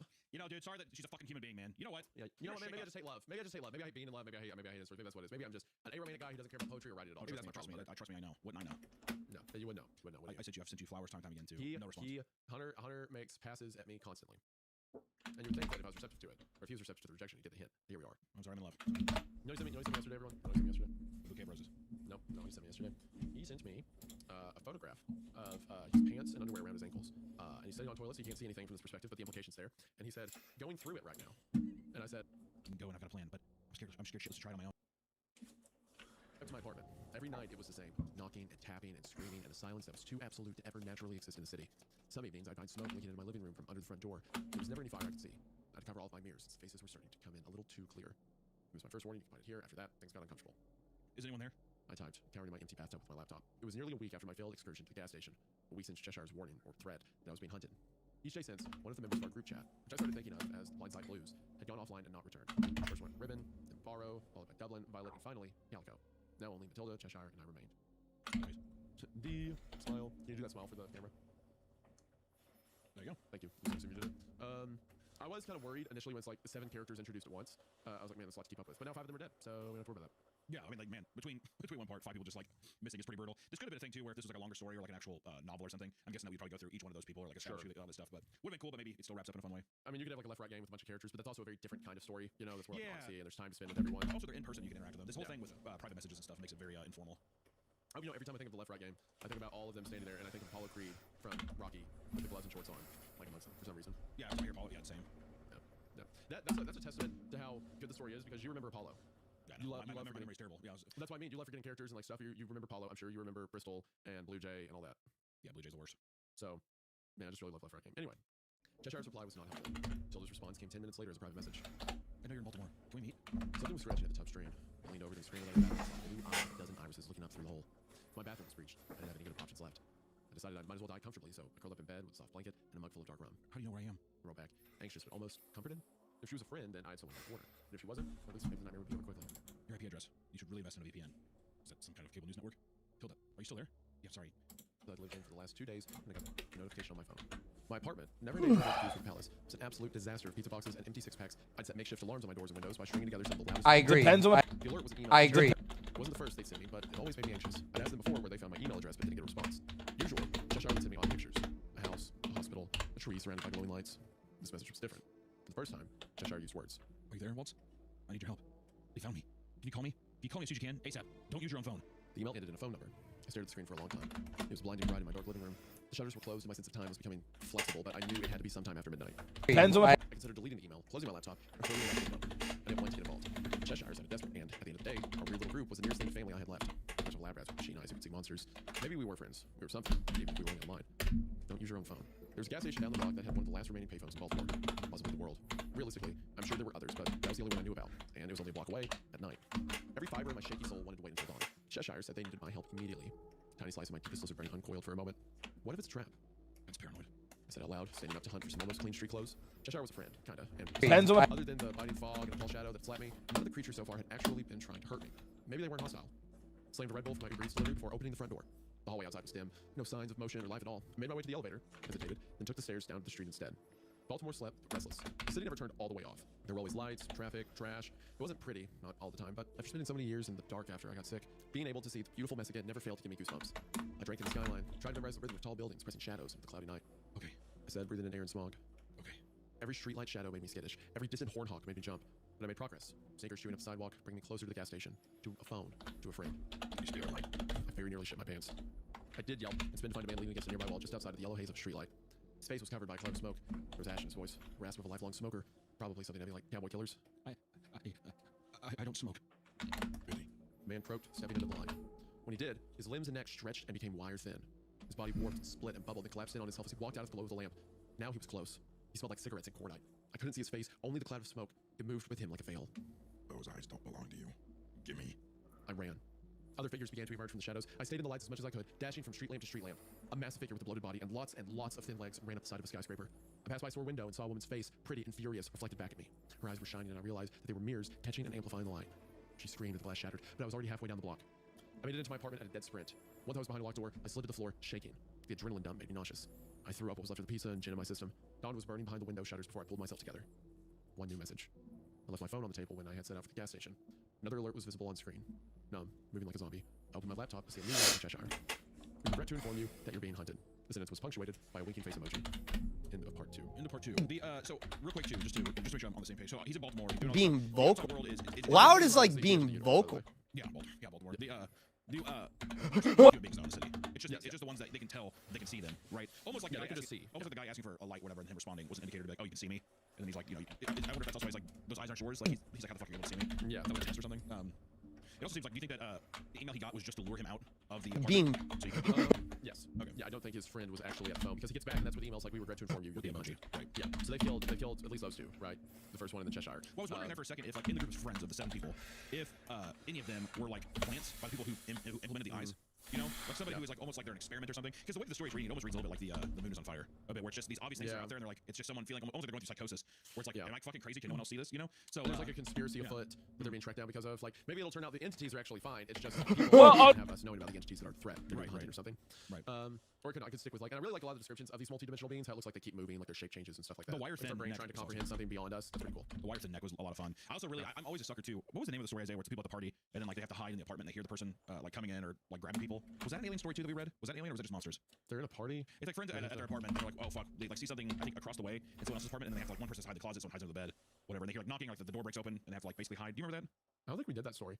No, well, I'm almost positive. It was something, but anyways, it reminds me of that idea though of like there's something just super creepy, obviously, about like you're in your house and someone's like knocking, someone's like right outside, or they know that you're in there, but they aren't like actively like something is stopping them from just like barging in. It's almost like that anticipation is always so much more creepy. I just like how the guy first was tapping, and then all of a sudden he's just like really loud fucking banging, pretty creepy. Yeah. Part 3. I really thought you were gonna say when you were talking about you were talking about something a minute ago about monsters or demons, and I thought you were going to bring it back around to the loving relationship of the cowboy and his eldritch abomination. No. Unfortunately, I feel like that time has passed. That's big of you. That's actually like rare. You do that, so I know that takes a lot of restraint, and I respect that. Thank you. Part 3. I was trapped in my apartment. Every night it was the same, knocking and tapping and screaming in a silence that was too absolute to ever naturally exist in a city. Some evenings I'd find smoke leaking into my living room from under the front door. There was never any fire I could see. I'd cover all of my mirrors since faces were starting to come in a little too clear. It was my first warning. You can find it here. After that, things got uncomfortable. Is anyone there? I typed, cowering in my empty bathtub with my laptop. It was nearly a week after my failed excursion to the gas station, a week since Cheshire's warning, or threat, that I was being hunted. Each day since, one of the members of our group chat, which I started thinking of as Blindside Blues, had gone offline and not returned. First went Ribbon, then Borrow, followed by Dublin, Violet, and finally, Calico. Now only Matilda, Cheshire, and I remained. Smiley face. D. Smile. Can you do that smile for the camera? There you go. Thank you. I'm just gonna see if you did it.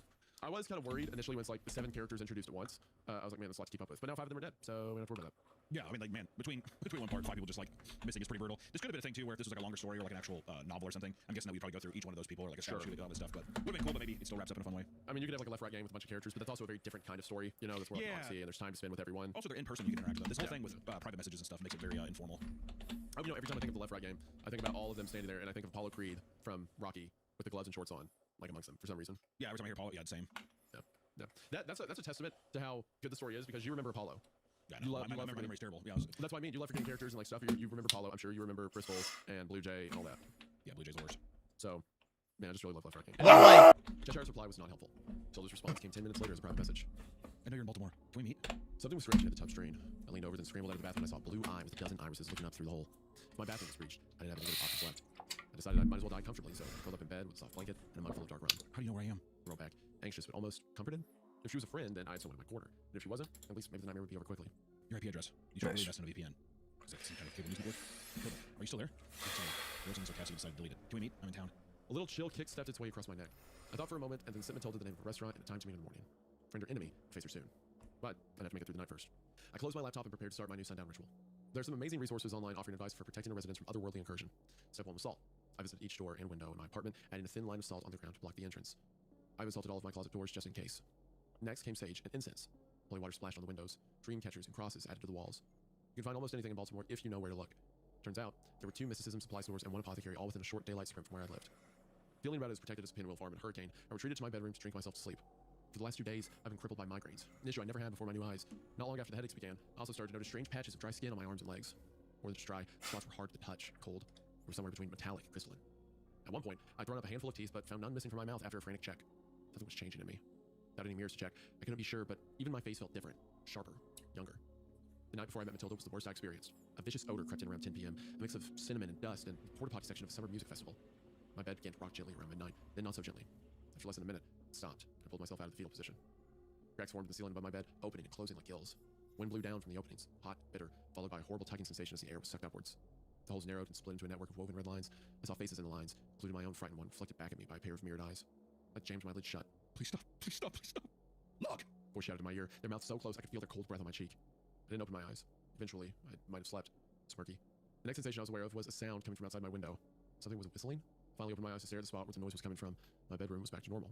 The window was covered by both blinds and a drawn curtain. The whistling was pleasant, friendly, some tune I didn't recognize. I felt an overwhelming curiosity to find out who was making the sound. My hand was already on the curtain before I snapped out of my trance and stopped. For a few minutes, I stood by the window, unable to pull myself away. It wasn't long before the whistling grew fainter, the whistler moving on their way. Once the night was quiet again, well, as quiet as possible, I forgot, I collapsed on the floor. I was breathing like I'd been practicing wind sprints in the stairwell. Somehow I managed to drag myself over to the corner of my room, farthest from the window. Then I passed out. So, your opinion, Hunter. That part about the whistler walking by his window is definitely a reference to his, something walks whistling past my window story, right? How do you feel? Because I'm kind of split on it. This one's fine, I think. It's kind of cool. It's kind of neat for the author to be like, oh, well, this thing from my other story could be one of these unseen things, that just crosses over sometimes. So now it would make sense for it to be in this world. How do you feel about that in general when authors will use a previous work and tie it into whatever they're doing now, like that? I mean, I don't think it's like super egregious. It's not as bad as like in a movie when something's like, I don't know, like, what's the address? 1414 John Carpenter Drive, or whatever. Like that kind of thing. I think is a little more. I mean, otherwise, it's because if you had never read the other story, it doesn't feel invasive to me at all. I mean, we've read the story, so it does feel like, oh, there's a tip of the cap. But I don't think it's anything. I don't think, especially with the amount of like other weird shit going on, it doesn't feel like it's too out of left field. I think the way you phrased it is a good rule of thumb. Like if you didn't know the Whistler story, that's just another weird interaction. It doesn't do anything. So the story doesn't stop to tell it. But I can see it. It's like fan service without it ruining everything. Like, if the entire thing was that, I'd be like, it would feel a little self-indulgent. But to me, it's like, I mean, if you're a fan of this writer, which we are, we can catch it and just be like, oh, that's cool. I don't think I don't know if it's the same entity. I think it's just supposed to be like it's something that is resembling of that. Like, oh, yeah, it doesn't have to be the same entity, but the mechanics are the same. Where it's like there's a curtain, he almost looks, but he decides not to look, so it doesn't come in. That whole thing. Yeah. I think I would agree that it doesn't halt the story to tell it, and it's kind of cool. Now there have been stories we've read in the past where they've done that, and it hasn't been cool. Like, what was the story? The one where it just became 20 minutes at the end where they're walking through vignettes from other stories. Oh, that was my job's watching a woman trapped in a room. Yeah.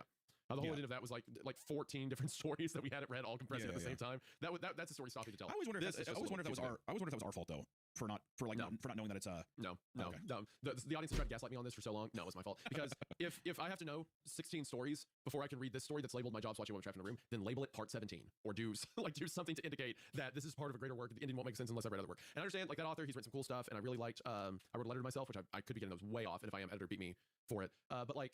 There are like it's not that they're bad writers, there's a lot of good stuff, but like that interconnected web of stories they have is so complex that it's like I'm not like like I want to read the stuff and I want to engage with it, but I don't want to commit to another Marvel Cinematic Universe kind of thing, you know? Yeah. Well, I mean, I so far with this story, which I'll also clarify, it's a free country. Write whatever you want, do whatever you want. If you and your audience like it, have fun. I'm just not going to enjoy it. Is my point. Go ahead. Now that we're just at a stopping point here, even just talking about kind of where we're at. This story so far, I think it's fun. I think the only thing that is, I keep finding these parallels, at least so far while I'm reading this, where I'm listening, and it's the kind of randomness that we have had in other stories, where there's a lot of like very heavy character stories, like Tales from the Gas Station, or I Worked at the Shop, Seals, Snack Store, whatever the fuck that was called. I think like there's this thing where there's a vignette of like weird things, right? Like we're kind of like right now, I don't really know who this main character is, and I like that's like been the biggest thing so far in the story. And this could turn around, we're only halfway through, but if I had to just air out some stuff now that we have some time, is like I don't this whole idea of like then something was in the drain looking at me. There was a giant beetle that walked across the skyscraper. There was a thin wiry thing that went through the whatever. There was a man who walked past the window. It's like these are interesting, creepy vignettes, but none of it so far is really serving anything that's like latching me or kind of making me freaked out. It's happening so frequently too that nothing feels like a threat, or nothing feels like nothing feels like it's standing out because it's so heightened. Everything's so heightened. Versus something like Tales from the Gas Station, you're so focused on that main character and kind of the vignettes of what happens each night that makes them feel a little more special, or like it makes these like little. There is a collection of like odd things, but you have that central character to kind of ground you. The same way with like I work at a emergency watchtower or a radio broadcast station or whatever. It's like I'm down to have all these kind of weird vignettes, but I wish I knew the character more to understand like how they're feeling, what are they going through. I know that our character's like freaked out. He's like, oh, these eyes, but that's about it. And I'm hoping that kind of so far that's just where I'm standing at. And I'm hoping that kind of opens up a bit more. It's just give me a bit more with the character and give me a bit more with more of these threats, or like just let me in a bit more besides just describing creepy stuff that's happening that doesn't really go anywhere, or it's just kind of and then running off. Yeah, I think it needs to do more with it. I'm willing to accept we're still in the build-up phase. Oh, sure. Going on for a bit. I'm just saying this is where I'm at right now with my thoughts. Yeah. If it was to just keep that momentum, I would totally agree. But I feel like with him wanting to meet the girl and stuff, we're gonna get to some more meat on the bones. I would hope soon. Yeah. I was just a little nervous once it's like we skipped from part 2 to part 3, and then 5 people died, or 5 people have now exited the chat. That doesn't mean that they're not gonna come back. I mean, who knows, right? But I just for me, honestly, that was kind of relieving because I needed the board cleared. Because I'm like, there's no way with this story structure I'm gonna care about 7 people, right? But I was like, actually, just 2. Everyone else died. I'm like, oh, all right, well, that makes it easier, you know. But we'll see. Mid-morning light filtered in yellow and haze through my closed blinds, waking me. Cavalry had arrived. I was safe. Long night left me cramped and sore. I stood, cracking my back, my hand against the wall as leverage. And I tried to twist the other direction. I found my hand stuck to the drywall. Not only stuck, but merged. It was hard to see where the wall began and my flesh ended. I struggled, ripping, pulling, trying to escape. I braced my foot against the wall to help, and that became trapped as well. And where my skin made contact, I bled into the surface. It drew me in until I was fully submerged. Claustrophobia nearly fried my sanity. I was only held for a minute or less before becoming suddenly unstuck and falling back into my bedroom. Stopping only long enough to grab my phone, keys, laptop, and wallet, I left the apartment to wait for Matilda at the restaurant. I was still wearing my pajamas. At that point, I had 0 shits left to give. Are you here yet? I glanced around from my booth after reading Tilda's message. The diner was nearly empty, caught in the limbo between breakfast and lunch, and not fancy enough for a brunch. I'm in the back, booth in the corner. I'm in the red flannel. Before I'd finished typing, a small blonde woman darted into the seat across from me. She's wearing a denim jacket covered in patches and all buttons, as well as aviator sunglasses. Try not to look at my reflection in their lenses. I thought it was you. I just wanted to check before inviting myself over. Hello, Matilda. I'm Waltz. Well, my real name is... I don't need to know that. And you're sure as hell not going to learn mine. No offense, but you look like 10 pounds of horse shit somebody stuffed into a doggy bag. Some offense taken. It was a hard night. Sorry. Yeah, I know the feeling. Have you heard from any of the others recently? Last one was in Cheshire. It was a week ago. Those lips closed in a hard line. Cheshire's up to no goddamn good, Waltz. It's pretty good. What is? Matilda and Waltz. Waltz and Matilda. You don't get it? Is this like the VPN thing? Oh my god, bro. Please kill me. It must have been the wind. Tilda only sighed and stole a sip of my coffee. I sat in silence for a minute while she chewed her lip. Suddenly, Tilda leaned close. Don't freak out, she said, pulling off her sunglasses. I freaked out. Shh, chill. Matilda said, glancing around with empty eye sockets to make sure no one had noticed my yelp. Your eyes. Yeah. You don't have any. You're very observant. Alright, so I was actually fine with the "you're very observant" line until you read it in that donation. You're very observant. There you go, I fixed it. Yeah, you put some stink on that. I feel like it didn't deserve by giving it the quirky millennial ring at the end. She has empty eye sockets. It doesn't matter. It's just the wind. I focused on my breathing until I felt like a rabbit who just ate a burning cherry bomb. What? Is that an expression? I don't know. What happened? Tilda put her glasses back on. I heard them out last week. I tried to get them back to whatever the thing was that one of them. Didn't work. They took the eyes, but I can still see the creatures. I can still see everything. I think the eyes are like a seed. Does that make sense? They planted those fucking eyes into our skulls and suddenly took root. Other parts of me are changing. And last night, I started floating for nearly 10 seconds. Have you noticed any? Yeah. That bad, huh? I drained the rest of my coffee. I don't want to talk about it. Whatever's happening, I think you and I are the only ones left. Cheshire is sending me cryptic emails, pictures, and weird shit. And all the others have gone dark. I've got somewhere we can go and I've got a plan, but I'm scared shitless to try it on my own. Are you with me? I looked out the window. There was wasp nest the size of a Ford Fiesta dangling from a stoplight across the street. The nest was pink and wet. The insects that floated out from the high were covered in hundreds of stings. The wasp were each as big as a seagull. Sure. I told Matilda. I guess I'm in. Isaiah? I know, Hunter. I'm here too. I'm here too. I can see the story. It's the same story. I'm here. Yeah. We are floating dangerously close to something that is that. I know. You know what's weird so far? All right, so also this this is part 4 of 6, okay, that we're on right now. And I know people say, Hunter, oh god, they complain so much. Well, you know what, dude? It's our show. I'm gonna have to say what's on my mind, which I'm not gonna dive in because we haven't finished the story. We don't know what happens, right? I'm gonna give at least that respect. But I will say, I was really stoked on the setup of like in the hospital and like recovering and seeing visions in the hospital and stuff. I thought we might linger there a bit more. You know what I mean? Yeah. But I mean, I don't know. I just this idea of the just a lot of good stuff in this story. I'm gonna be honest, man. Careful. I feel like careful. I'm in for it. there were some like. There were some wording choices and stuff like that previously that I kept thinking to myself, like, in a lesser story, really because the other lesser story I would have like made a joke about or whatever. I'm like, I'm fine, I'll keep going. But then her walking in there, and it doesn't just say sunglasses; it says she's wearing aviators. She's wearing a patch jacket. She's wearing a patch jacket. She's a cool alt girl that's just like you. I just pictured the trope in a movie where it's like the girl in the movie that's like her dad's mechanic. So you just give me it. Yeah. She's the one who fixes the car. Oh, thank you. Yeah, your carburetor's messed up. What's up? My name's Delaney. Is that kind of thing? No, it's always one of those gender neutral names like Jesse or Taylor or something like that. My name's John. Well, that's not John. That would call John a gender neutral name, but they're all gender neutral. You can name whatever the fuck you want. Listen, we don't know. We're jumping ahead of ourselves. We're jumping ahead. No. I'm telling you, man. Listen, we're jumping ahead. Let's get time. Well, here's the thing. We are seasoned. We've read a lot of stuff. I think we're being a little presumptuous here, right? For the sake of the viewers, for the sake of ourselves. Let's go in with the next one with an open mind. No, I'm not. I have a very closed mind. My mind's shut. My mind's closed. You can come back at 9 a.m. for breakfast, and then there's going to be an hour break, and then it'll serve lunch, and an hour and a half break, and then dinner at 4:30. But until then, my mind is closed. So. Let's go in with an open mind. How's that sound? No, I don't. No, COVID killed open mind businesses. Everyone switched to the typical. No. Let's go with an open mind cycle. You know what? Actually, I really like this. So, part 4, I solved the Fermi paradox, and I regret it. And this one, it's Machine Hearts and Electric Eyes. Huh? Gosh. Like that? Tell me that's not the title of it. Would not believe your eyes. Machine Hearts and Electric Eyes. They make me want to have gay sex. There it is, all the way around. There's I'm in a cornfield. And I plan on kissing a monster. He's 12 feet tall and speaks a different language. And I'd rather unearth a monolith than have sex with a monster. Right? In my dreams, we're coming slowly. Actually, we should get someone write that story. A farmer who's married, wife and kids. Unearths a monolith. He's like, what the hell is it? I didn't know that detail. So the farmer had a family that he abandoned for the monster. That kind of creates a that's a new development. I do like the wholesome Chungus version where it's just kind of, I don't know.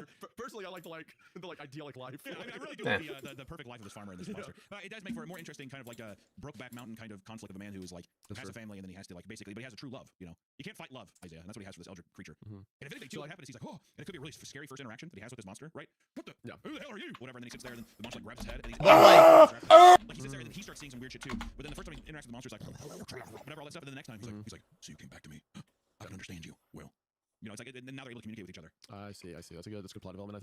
I think I don't know. I think maybe the farmer had a family then left it because I don't want the idea to be that like, you know, our monster's a homewrecker or anything. No, it has to be. But that's the thing, Isaiah, is that you can't fight love, right? The thing about this farmer was living a fake life before that. There's a whole thing, and I think that there's going to be a spot where yes, the wife, the children are upset. You know, maybe the kids are like, you ruined my fucking life. But then in years come, they're just like he can gain the respect back. He gives the family the respect they deserve because he's not living a fake life anymore. And I'd like to make myself believe. Machine Hearts turn slowly. Yeah, all right. So the story title. I'm just telling you, man. After the I guess I'm in thing, it's like you better stand up straight and act right in this next part. We have got to go with open eyes. People, our viewers are going to be livid. Where this is a horror story. Tell us the story. Do you know how much it drives me up a wall in these stories when they make them quorky? When it's like, oh, here's a cool horror concept or something, and then they'll drag in a character. Shut up. I've never been quirky once. There's never been an instance of me in my professional career you could ever describe me as quirky. I've been aloof and potentially even whimsical, but never quirky. So whimsical. Fuck you, dude. Fuck off. If you whimsical. I think there's a stage early in my career where the adjective of whimsical would certainly apply. Whimsical. You know what? You know why? Because whimsy can add to a story, but quirkiness debases a story. That's the difference. That's the difference. You're being too harsh. Look, I am because I cannot tell you how many times you've been doing one of these episodes, and I'll be really into it, and I'll be excited and going. And then Waltz is a character. Yeah. Waltz is a character who's like they wear a bow tie or they have like suspenders or they sound like. You know, and I'm gonna still keep it up in mind. All right, Machine Hearts and Electric Eyes. Shut up. Machine Hearts and Electric Eyes. I'm telling you right now. I will say there was an arrow that went through my body as soon as the word aviator sunglasses. It's just the specificity of like, yeah, they're aviators. Yeah, just say sunglasses. Yeah, exactly. That's because you know that's how it was meant. And like for me, it was like a shotgun rack and then shot because the shotgun rack was a denim jacket with patches. And I'm like, she's doesn't mean blind, that. right? Yeah, but she can still see because the thing has seeds, which is like part of the story, or whatever. Okay, so I just want to make sure. At first, I thought it was she can see because eyes have it was the seed. It rooted. I understand. I remember that part. But I'm just saying I didn't know if it was a thing where it's like she's blind, but she still sees like visions or those creatures, but she can't see. But I mean, it doesn't make sense because she like moved over. But yeah, no. So it's like Daredevil from Marvel. He can effectively see. Yeah. No, for me, the shotgun rack was denim jacket with patches, and then the blast was the aviator. You know what? Part 4. Let the story win you. You know what? Hold on. I'll give it this. Right. Tales from a Lonely Broadcast Station. Right. There was a point in that story where I forget his name. That character showed up and he was literally wearing suspenders and a bow tie. And I was like, assistant or whatever. Right. The assistant. Yeah. And I was like, here it goes. Here. And you didn't like that character. He was awesome. And it did not overstay its welcome. Like he said a couple kind of like funny things or like kind of cringe things or whatever. And the rest of the story did not suffer for it. The world and the setting stayed creepy, stayed consistent. He was fine. So maybe the story will do the Tales from a Lonely Broadcast Station also had a more tongue-in-cheek approach from the get-go. Yes. I think this one was set up in a cool kind of, you're like, okay, where's this going? And then it's the quirky chunk of stuff only hurts when you're halfway through, and then it just whips you in the fucking back. It just shows up. It just shows up. Yeah. But you never know. Keep my heart and my soul open, right? Machine Hearts and Electric Eyes. It's gonna be the name of my memoir. Go ahead. MHE is the initials for Machine Hearts and Electric Eyes would be Mother Horse Eyes. MHE, and that just makes me remember how much I miss Mother Horse Eyes. What the fuck are you talking about? It's Mother Horse Eyes. It's two different. MHEE. It's two E's. I'm just saying it made me think of Mother Horse Eyes, and I miss it. That's all I'm saying. All right. You don't want the entity of horse size to show up in a denim jacket with buttons and aviator sunglasses. Could you imagine? That'd be awesome. Actually, now I'm on board. I'm fully on board. All right. That would actually be. Imagine like you get to part 85 of Mother Horse Eyes, and it's like the mother had cool aviator sunglasses and went, "Are you in?" Like, speaking through the cicadas. Like, we've got to stop the queen because like then like the CIA people come out of flesh interface and they're like, "Yes, we're back in action." Like, or no, Slim Shady starts playing. Guess who's back? Back. Guess Charles Manson's coming out of a All flesh right, I interface. think we're gonna just end it there. Cancel Eminem? Yeah, So right. adios. I love those videos so much. If anyone bought a plushie, thank you very much for doing that, and yeah, I will end it here. Adios.